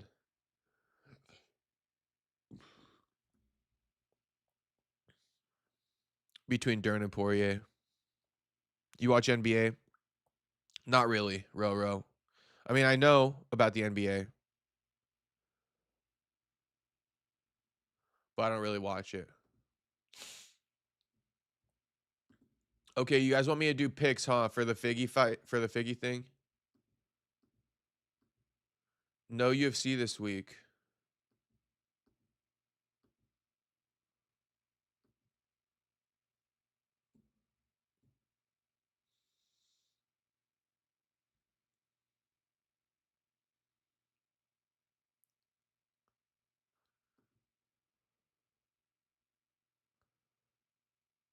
Buck still ain't posted. Nah, I know. I gotta dig him out the fucking trench, bro. It's like I think to some degree, this would just be an assumption. I haven't spoken to Joaquin, but it's like I think to some degree he's like, pissed about the loss. He's worried about the fan base and their response to it. To some degree, I think he probably is. And he's trying to figure out his way to to branch back out, to come back out, to pop back out. And I'm gonna make him pop out, bro. Pop out on this channel. Just talk about it. It's all good, bro. It's all about. See, this is the thing. This is why I need to be the one to take him out of this, because it's all about the spin. It's all about how we're gonna talk about it, how we're moving forward with it.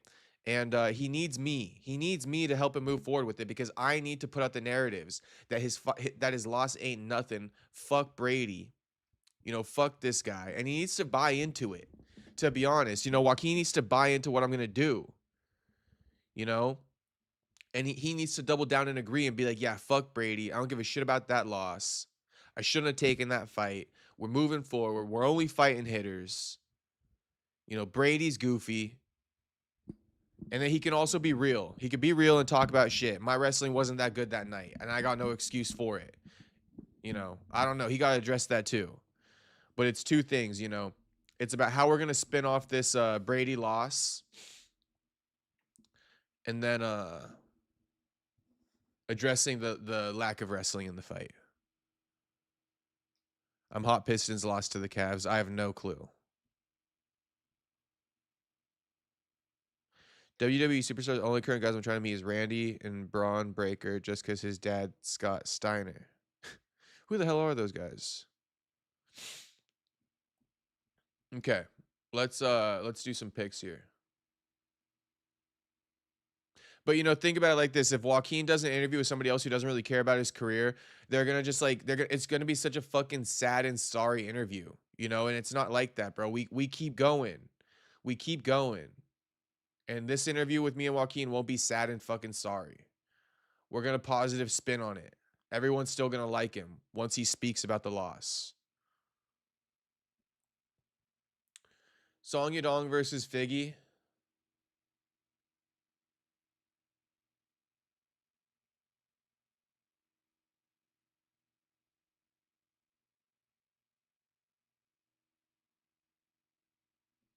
I'm gonna go Song Yadong by decision.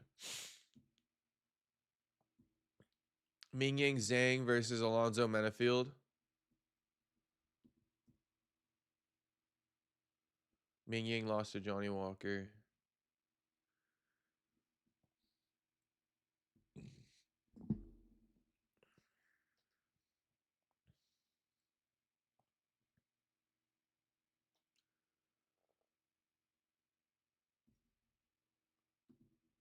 Ming Yang, knockout.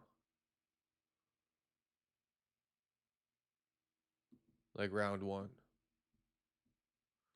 Sergey versus Talishera.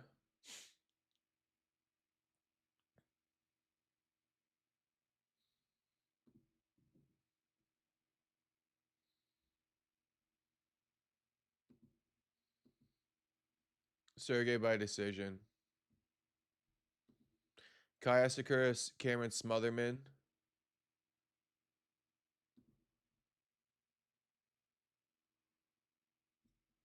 Yeah, we're going Kai. Knockout. Round 1.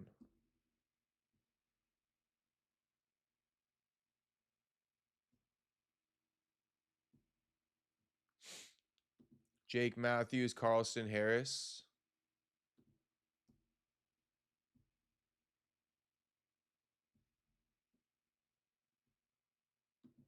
Jake Matthews.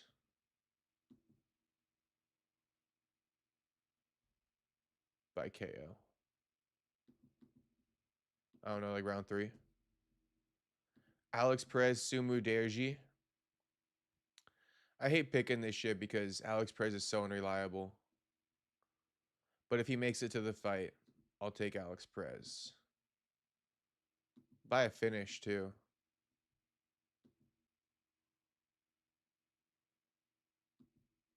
No, let's just go decision. Luis Felipe Diaz versus Yisak Lee. It's like, who the fuck are these guys?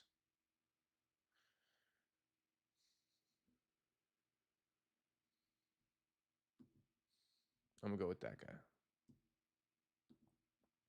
Who are these guys?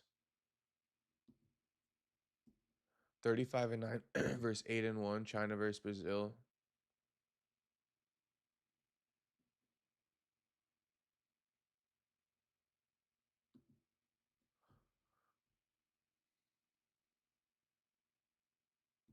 The community's picking Ding, so I'm going to go Ding. Richie Lane, Cody Haddon. Damn, this card sucks in 2 weeks. Let's just go Cody Haddon. I don't know these guys. Ray Tsuruya. Jesus Aguilar. Let's go Ray Tsuruya.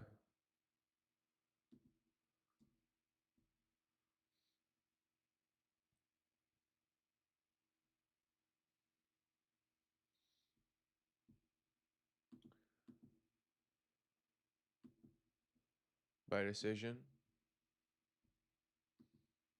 Angela Hill versus lady. I'll pick the other lady. Zhao Ong. King Jizoo versus Rodrigo Vera. Who the fuck knows? At all. I'll just go with the 21-1 guy. And Loma Lukbonmi versus Jacqueline. Who the fuck knows? I'm going to go Amorim. This is a terrible card, as a matter of fact. This is one of the worst cards. This might be the worst card of the year, guys. Song versus Figgy. Zhang versus Menafield. This might be the worst card of the year. No fucking joke. Oh my gosh, bro. This card's so shit. It's not even funny. Look how bad this card is.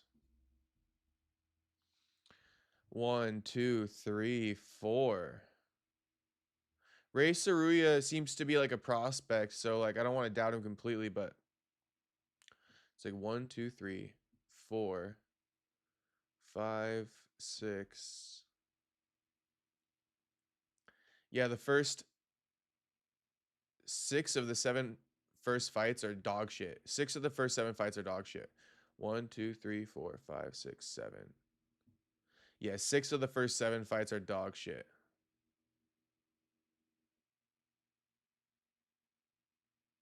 This card may push me into breaking the streak. Shout out to Tony M. This is the one to drive you crazy. Alex Perez versus Sumu Derji, Jake Matthews, Carlston Harris, Kaya Sakura, Cameron Smotherman, Pavlovich versus Teixeira, Ming Yang versus Alonso, Song Yudong versus Figgy. It's a shit ass card. This is a shit ass card. Yeah, this makes me want to relapse in Goon. Shit, we all relapsing on fucking May 30th. We all fucking May lapse in May 30th, boys. For sure, worst we've had this year. It's a bad fucking card. Like, that's a bad fucking card. Anyway, we'll leave it alone. That's all we can really say, right? Roro says Ray. I'm so high right now. Shout out to Space Kid. uh, I blame Dana White personally. Hold on, I got a fart. All right, that's better. Um, White House coming up, not surprised. Yeah, it's true. I'm trying to see here some other topics. Okay, I got one for you guys. Let's do this one real quick. This card better than those last Apex cards we got. The Lawal versus Aljo was torture. I don't know, Soda Pop. This is a really bad one, bro. I like Zalal versus Aljo more as a main event more than I like Yadong versus Figgy. Genuinely so hyped for Road to UFC in the Macau card. Love early fights. You have AIDS, you a real one. You a real one, homie. I should probably watch the Road to UFC as well. I like early fights too, to be honest with you. I do.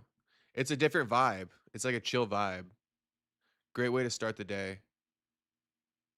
Especially if you win some fucking money on the bets. Nah, main event, I agree, but the rest of the card, I prefer China one. I got you, Soda Pop. I got you. We'll see, right? Sometimes these cards turn out to be pretty decent. We do have to see it play out.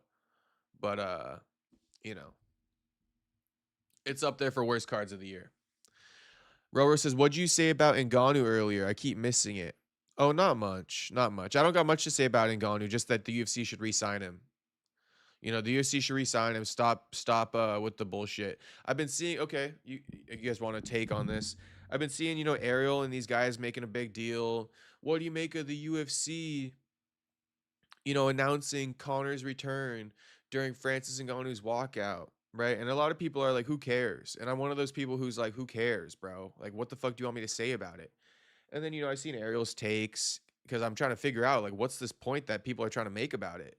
So I listened to Ariel say that, like, well, the point of why you should care is because the UFC's bothered with MVP, right? They wouldn't do this. They didn't do this with the PFL fight when Francis was fighting for the PFL.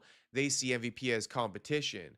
And it's like, it's just propaganda, bro. They don't see the PFL as competition. Just because you say that doesn't mean it. It's just a troll. Dana just simply trolling it. He don't fuck with Francis. He's going to keep dimming his spotlight any chance he gets. You know, it's just that simple. So, like, Dana did it, but is it like I feel like Ariel tries to make it seem like Dana did it and that's a massive L. He's jealous. He's this, he's that. And it's like he just doesn't like Francis and he's just trolling Francis, doing Francis dirty every chance he gets. He's being petty, you know? But it's like, oh, Dana White announced Conor versus Max during Francis's walkout because he sees MVP as competition. He wouldn't do this when if Francis was still fighting for PFL because he doesn't see PFL as competition. It's like, bro, that's a lot of assumptions. And it's like, how do you know if any of that's right?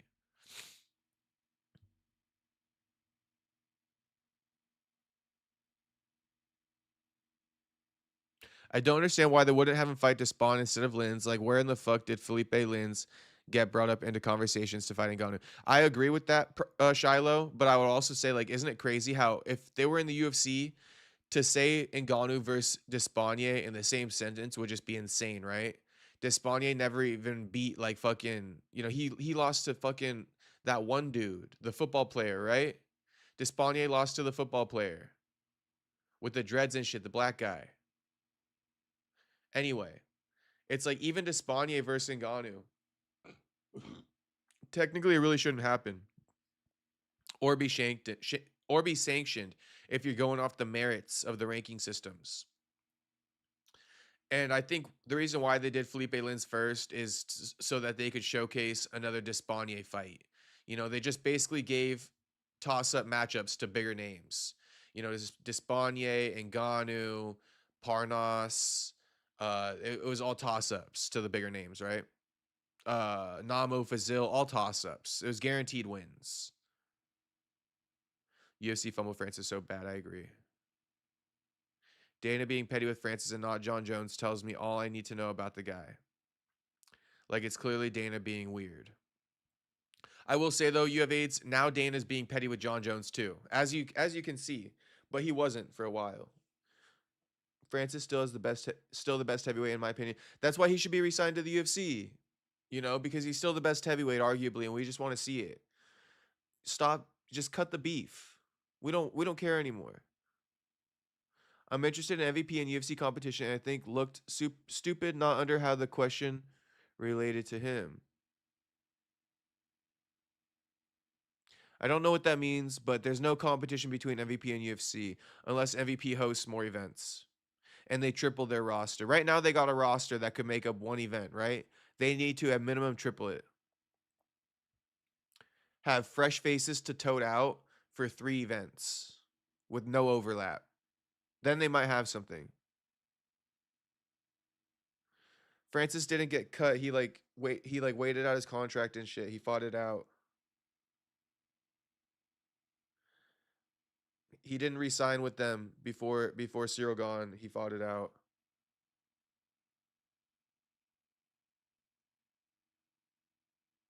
Right, but at the same time, could we have had Ngannou shooting? We'll never know. Yeah, we will never know. Well, maybe we will because Ngannou might fight Despanier if MVP puts on another event, right?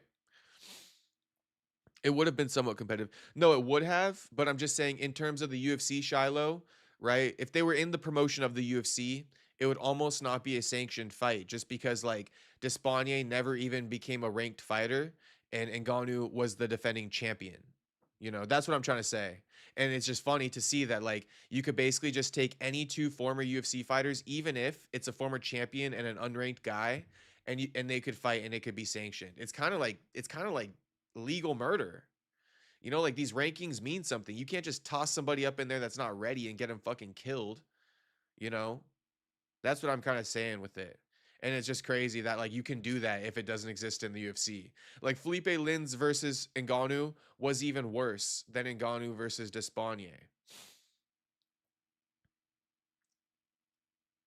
Did you see Paulo Costa talking about Fight Perry on Netflix? No, I didn't, but Costa's still under contract, so he could just sit tight.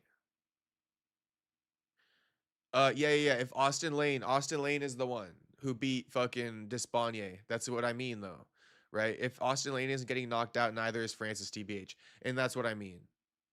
That's what I mean. Roro says you butchered that, but you think I understand. I think I understood too. Paulo should fight Magomed for interim TBH. Magomed doesn't deserve it, but he's the only one left.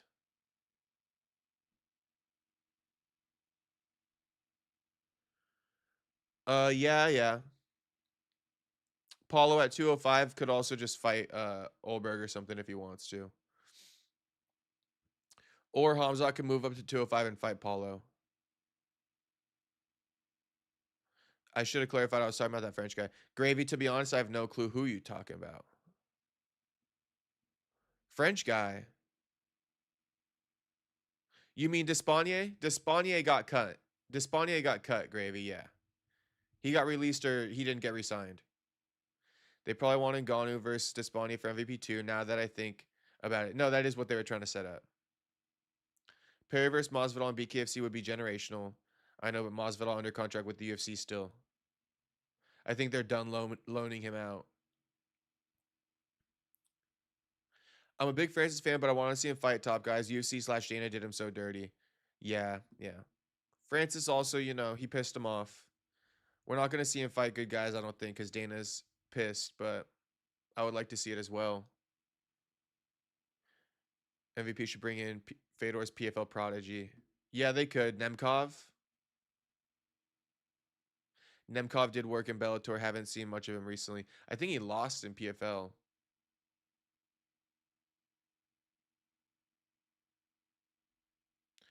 Okay, I just wanted to give Mike Perry credit real quick. Should we do that? Let's give Mike Perry credit. So, Mike Perry had this to say about his win, and it's important to kind of address this. That's why I'm giving it airtime right now. Mike Perry, right? The narrative, the storyline after Mike Perry's win is Nate Diaz didn't look good at 68.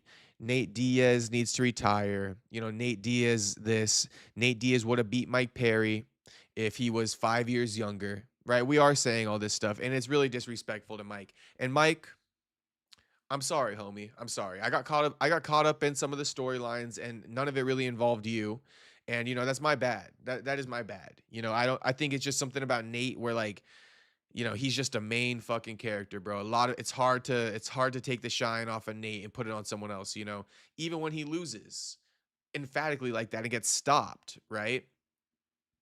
So, Mike, I just want to start this segment off by saying, my apologies, homie. I know I've been one of these people who haven't been giving your flowers. I read your tweet today and it's like, okay, shit, I'll give you your flowers and that's my bad. It wasn't anything against you. I actually was impressed with the win and everything along those lines.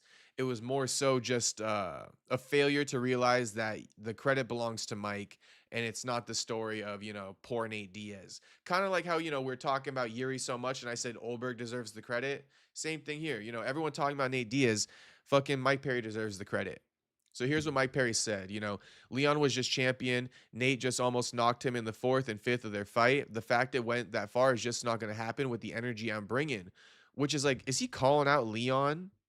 Like he goes, me versus Leon, it ain't going to the fourth and the fifth. I'm knocking dude out. I like that. Anyway, we don't get praised with a post when we pass our drug tests, which we were tested. That was all sacrifice. You can't take it from me. Before the fight, it was quote unquote not sure and quote unquote Nate looks better than he has in years. Bunch of shameless people saying this and that. You guys spew garbage, and I hope that's where you're headed. Sit at home eating cake every day, but I'll go back to the gym and maybe I'll bleed more next time. Maybe I have another smash hit. At least I'll be working for something. The real fans who know what we go through, what we put into this, what our families and close friends go through to help us. Only God can make those connections, and that's what makes it all so special. Signed, the King. So I just got done, giving Mike a lot of credit and shouting him out. But I will just say one thing. Right? Now I'm gonna kind of get on Mike a little bit, but it's like, what makes your job so much more special than anyone else who has to fucking work a job and sacrifice, time with their family, time with their loved ones for it? What makes you so special? You fucking fighters, all you guys want to fucking have that respect. Fuck it.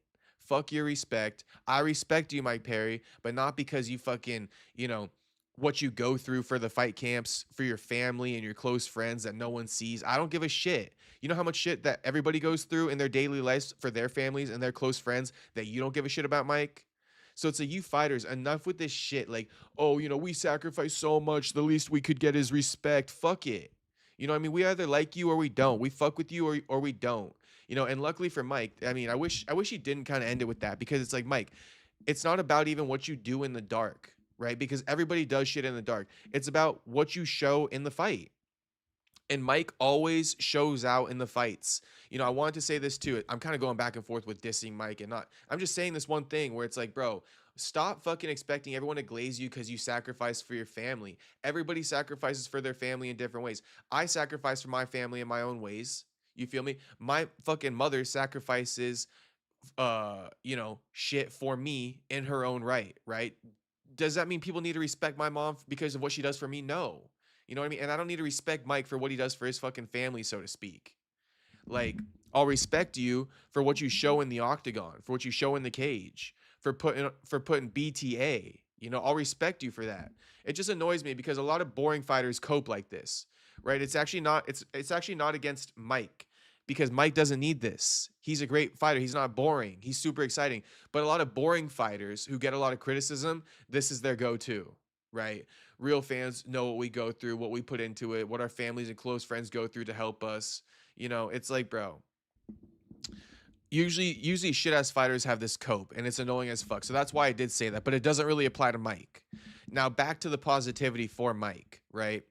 Mike, the thing about Mike is nobody really ever wanted to give him credit. And I think we all maybe know people like this in our life. Maybe you don't, but allow me to explain, right?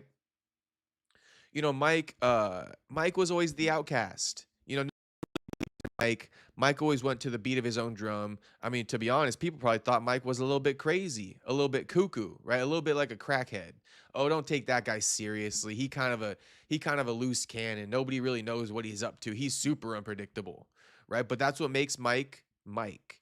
And you know, he's always been a great fighter. Even though he had his rough time in the UFC, if you were there for it during his come up, no one ever expected him to win. This clown laughing and fake handshaking in his opponent's face in the weigh in, he's going to get knocked out, right? He's not taking it seriously. He's like a street fighter coming in the UFC. He's going to get shown a lesson here, right? He came in with Alex Nicholson. Alex Nicholson isn't half the fighter Mike Perry is, right? But it just shows that like Mike Perry, he cut from a different cloth, even though he came up from the gutter, kind of, with not the best fighters. He came up with Alex Nicholson and his fucking dad in like a garage or some shit. And look at the difference in Mike Perry's career and Alex Nicholson's. Where they've gone. And I'm just telling you, even though Mike may have had a few bad losses in the UFC, he's always been a super tough out for his opponents, whether they like it or not. Like when Alan Joban beat Mike Perry, it's like Joban didn't want to do that again. Mike Perry always been ready and down to do it again. Mike Perry always been down to take the full ass beating. Never left. Never walked away. He always been down to take the full ass beating.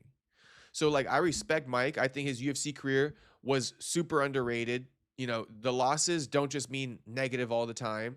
He always had heart. He always made it tough on his opponents to beat him in the first place. He always showed up. He always kept trying to go for the win. Always had a danger factor in the fights. Gets cut from the UFC in his early 30s, and he's made the most of it. He's a big old star in this game now, right? His star power did not go away because Mike is a star, whether people want to give it to him or not. And that's why I'm just giving it to him now, the credit, the flowers. Mike always been a fucking outcast, always been counted out, always not even been acknowledged, right? And I'm here to say that, Mike, you deserve all the credit, homie, and all that stuff that I said you didn't get. Shit, I mean, you deserve to be acknowledged. People shouldn't count you out. You know, you being an outcast is people fucking judging you and shit like that. And what do I always say? Mike's the perfect example of what I always say. There's so many people who will be off put by Mike because of his outside demeanor and his presence, right? But watch the guy, get to know the guy, understand the guy, and he is super cool dude. Mike Perry is super cool dude, super genuine, super down to earth. Had a lot of evolution in the last few years after going through a hard time, right? After the split from the UFC, the split from his old girl. So it's really all I can say. But Mike, he a dope dude, bro. He a dope dude. A lot of people count him out. I think it's because of his appearance, how he carries himself, and it's just a lesson. Never judge a book by its cover. That's what I always like to say. Never judge a book by its cover. A lot of people wouldn't give Mike Perry a chance. A lot of people wouldn't. A lot of people wouldn't. But look where he is now. And I think now is why I'm saying, it's like no more dwindling it. This dude is him. This guy is that guy. This guy is that guy.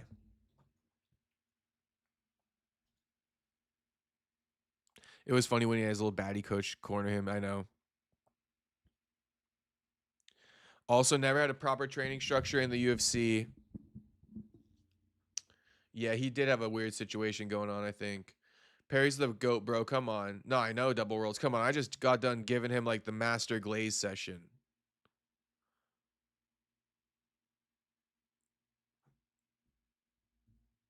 Gravy says, well, you guys are talking about TV shows? Check out 1208 of Ariel's interview with Perry. People forget about that blonde girl Mike fucked up, LMAO. Did he fuck her up? I mean, shit, I don't know. Ariel did an interview with Mike, and Roro says go to 12:08.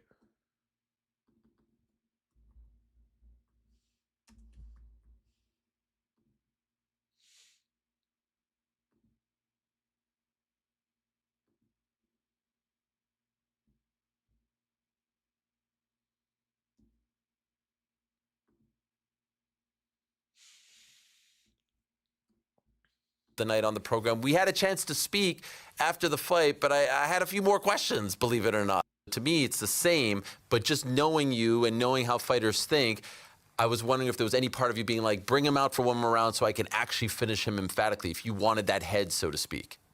A little bit. I believe that I was inching towards that. I mean, at the end, even that knee that I guess didn't really, he blocked it. He's savvy. He like Oh, blocked it that with his maybe shoulder. my favorite moment. Is it this moment right here? No, the kick to the face. That was- Man, I did that kick. It was like an invisible kick because the blood just pours from his head right after that happened. And you start laughing. Yeah, because I was trying to land that and I thought it was silly. But I think I would have, if it gone to the third, because at the end of the second, even though that knee didn't necessarily land on his head, I was thinking last night that his arm has got to be sore today, taking that knee that was strong enough to knock him over. And when he went down, he wasn't in the best defending yourself position. He looked like he was ready for me to crawl over top and throw some quick ground and pound punches that probably would have got in there. And if it went to the third, I think I continue to do the same thing. Yeah, that's the way it was looking. Did you see Conor McGregor's tweet about the fight? Oh, I didn't. Here's what Conor McGregor said. He said, I see why Nate Diaz didn't take the fight, LOL. Anyway, here's to when I get my hands on you, you lanky streak of piss. Trilogy, and I gonna need my money. And so it seems like he wasn't all that impressed with Nate's performance. Well, well, damn. Why you calling out Nate? Why you don't want the winners? I want the winners. I want the guys who. Shout out to Mike once again. See what I mean? Everybody does it. Everybody does it. Mike, he just always gets undershadowed, and that's why I just wanted to give him some credit, some flowers, because like he just always gets undershadowed. You know, even like Connor calling out Nate, he making fun of Nate, not talking about Mike's win. So lengthy streak of piss. That is what Nate is. He a lengthy streak of piss. And honestly, Connor says that because he frustrates him. You know, Connor, like when he speaks about his loss to Nate, that's what he calls him. He's like, he's like, can't believe I got knocked out by Nate. And then the next thought that follows, it's like that lengthy streak of piss. You know, like Nate is a lengthy streak of piss, bro, and he pissed off a lot of fucking fighters, giving them ass whoopings with that length. With the DV thing, Drew says, I think Mike just kept denying it and nothing ever came of it in the courts. I think that is what happened. I don't think any real convictions or anything ever came of it. It was a toxic relationship. I think, I just leave that shit alone. I don't even hold it against him, really. Who the fuck knows? Rover said, just thought it was sus. BKFC screwed Mike over too. Wait, how did BKFC screw over Mike? I know that he's not under contract with them right now.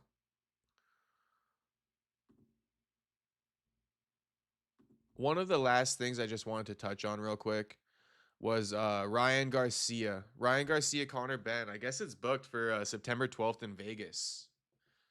Ryan announced it on a Jimmy Fallon show. Not the biggest Jimmy Fallon fan, but it is what it is. My question, though, is like, Ryan Garcia's Golden Boy. Conor Benn is Zuffa Boxing. The other thing is like, is Conor Benn going to fight for the WBC belt? Because Conor's last fight was at 150. Ryan's last fight was at 147. So is Conor coming down to 47? Is Ryan defending his belt? Is Ryan moving up to 150? Because with Conor being under Zuffa Boxing, you can't really compete for WBC belts, right? Isn't that what Dana said? So I don't know. That shit's confusing to me. But also, Golden Boy and Zuffa Boxing, Dana and Oscar De La Hoya, how's that going to work? So it's like Ryan, I mean, it's pretty official. He announced it on Jimmy Fallon. There's got to be some type of officialness to this. But it's like, how's Dana and fucking Oscar going to get this deal done? Off the simple fact, for starters, they don't like each other. And then you add the concept of Zuffa boxing, versus like regular boxing. How the fuck are they going to come to terms? That's the first time I've ever seen a pic of Conor Benn. Don't give a fuck. He got interesting hair. Can't tell if I like it or dislike it. Love the BKFC, but it seems like they just disappeared from me in the last year and a half. Well, Mike Perry's been running that shit. Jew says, Mike helped build BKFC up a lot, and they painted him out to be a coward who only wants money fights because he wouldn't fight a BKFC champion for less pay. Oh, yeah, I saw that. I think I seen that.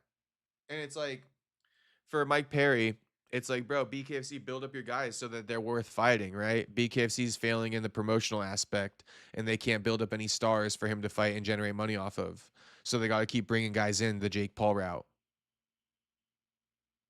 Ariel and his team were arguing about the Conor Max announcement. What were they saying, buyer seller?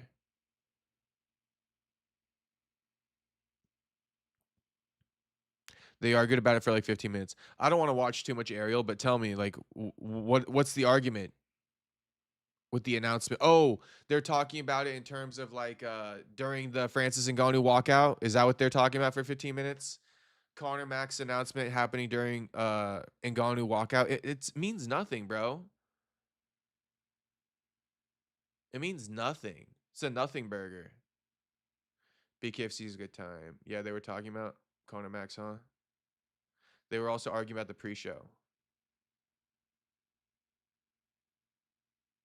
Interesting.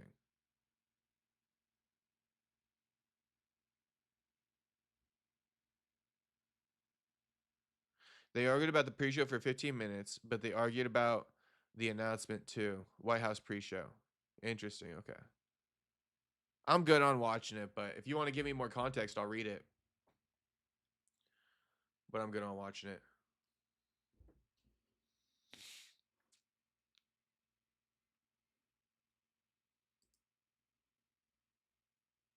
You didn't explain.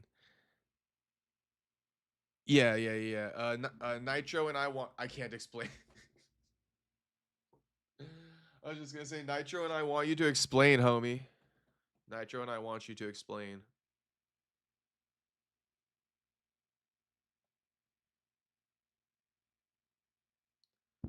Hold up, hold up.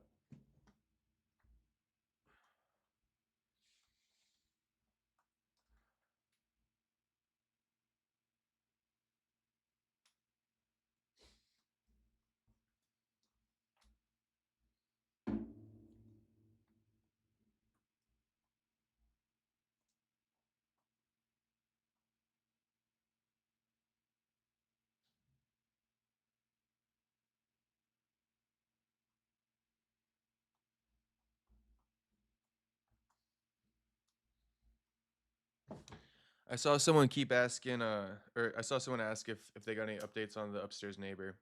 No updates, bro. In fact, I'm really just trying to, like, the most I can do to just keep her out of my hair, the better, you know? I know to some degree it's entertainment for you guys, and it's not even bad that you asked about the question, but it's like, to be completely honest, there's gonna be barely any updates because I'm not trying to cause a situation where I got to give you guys an update, because it's just like it's not a good situation to be constantly pestering her. Even if she pesters me, bro. That's the thing, bro. It's like I always got to be the bigger person. Maybe one day I won't, but oftentimes, bro, in my life, I got to be the bigger person.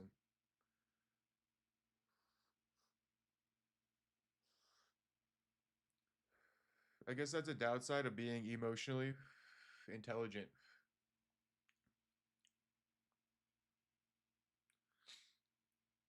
Don't put any extra energy into that. Yeah, I don't. I don't. She was like banging on the floor last night.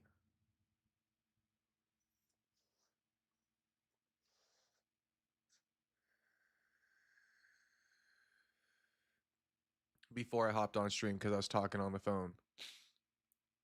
You feel me? And this is like, it is what it is.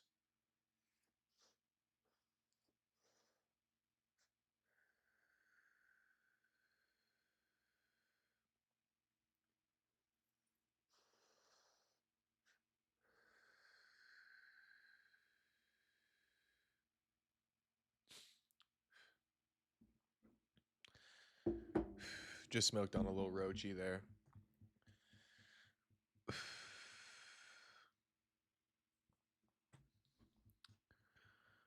All right, all right. So that's pretty much the stream, though. That's pretty much the stream.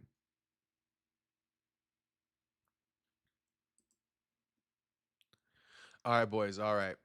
That'll be the stream. Shout out to everybody who tuned in, though. Shout out to Andrew Nance and Tyler Betts for dropping some gems, and anyone else who did too. Anyone else who dropped the jewels and shit like that. Let's see. Yeah, shout out Roro. Shout out Space Kid. Shout out Tony M. Shout out Shiloh. Shout out Jew. Shout out all you boys for dropping the jewels and shit like that. Always appreciated. Always appreciated. Want to say thank you. Shout out to all my members too. Just one more time, thanks for your guys' support. And then I'll read out some of the streets as we get out of here. Slavery is a badass topic. Oh my gosh. No, that shit had me laughing though. I know, buyer seller. It was good while it lasted, you know? It was good while it lasted. But all right, shout out Nitro, well. Shout out buyer seller. Shout out Gravy. Shout out Shiloh. Shout out Jew. Shout out Mike Co. Good to see you, homie. Shout out to Double Worlds. Shout out Gravy again. Shout out Tony M. Shout out You Have AIDS. Shout out Tyler Betts. Shout out my man Space Kid. Shout out Bloodhound Lil Jeff.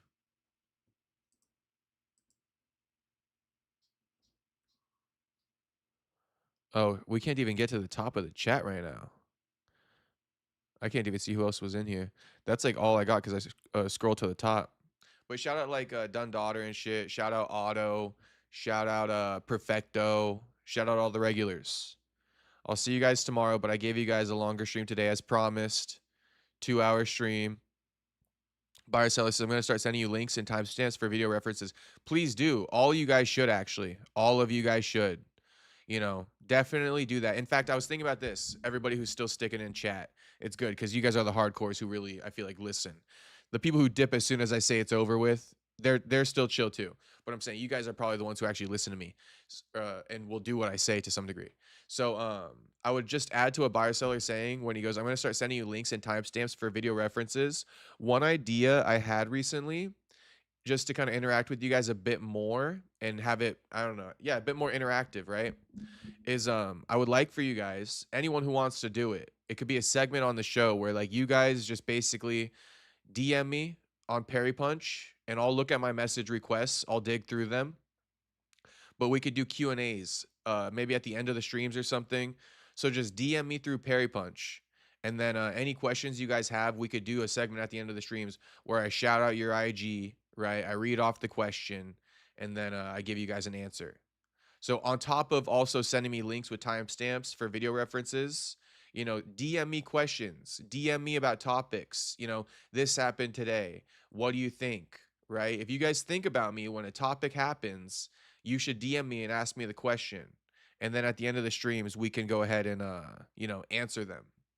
I feel like that's chill. You know, sometimes people make you, you know, super chats. I'll read that at the end, but, you know, I won't make you guys pay necessarily. Just DM me on Instagram. You feel me? And we could do it like that. So, up to you. Nitro says, next stream tomorrow, I can make thumbnails for you JG2 style and maybe video editing too. Nitro, if you want to help me out, homie, like I actually need a lot of help with that shit. So we could talk, Nitro. I don't know. You on Discord? DM me on my fucking Perry Punch or DM me on Jacob Castro TV on IG. To be honest with you guys, to be completely frank with you, if you were to DM me offering a service like I could video edit, I could help you make thumbnails, I'm gonna respond. You know, I see all of them. Just it's a lot of them just aren't worth necessarily responding to. Just to be frank with you, you know, just to be frank with you. But like if you DM me something like that, there's no way I wouldn't respond. Just so you know. So Nitro, if you're serious about thumbnails and video editing, send me a DM and I will 100% see it. It's that simple. I look through my message requests like often, and I just look for something of value or significance. And a lot of times it's not. A lot of times it's like he's a bitch, or it's like, you know, these quick little comments. But just a little food for thought for you boys. Make a segment reviewing Walmart baddies. Shit, you boys should send me in your Walmart baddie submissions and we could go over it. We could go over it. In the Ray-Ban metas, I'll do you pics of Walmart baddies next time I go. Please do, Tony M. Drop them in the Discord or something. Good idea. Perfect. I'm glad you like the idea. All right, boys. I'll see you guys next time. But like I said, you know, DM me some questions on IG, and we could do a segment, you know, as soon as next stream or as soon as we compile some questions. So maybe I'll let the questions compile for a couple days since I just told you. I'll tell everybody in the stream tomorrow as well. But once we get enough questions, like 5 or 6 or like 10, we could run a little segment at the end of stream. So like I said, if there's a topic and you got a real question, DM me. If you want to help out the channel and be a part of it, DM me. We can work together. All right. And it's appreciated ahead of time for both of those. All right. Peace out, boys. I'll see you again tomorrow. Same time, like 7 p.m. tomorrow. All right. Peace out.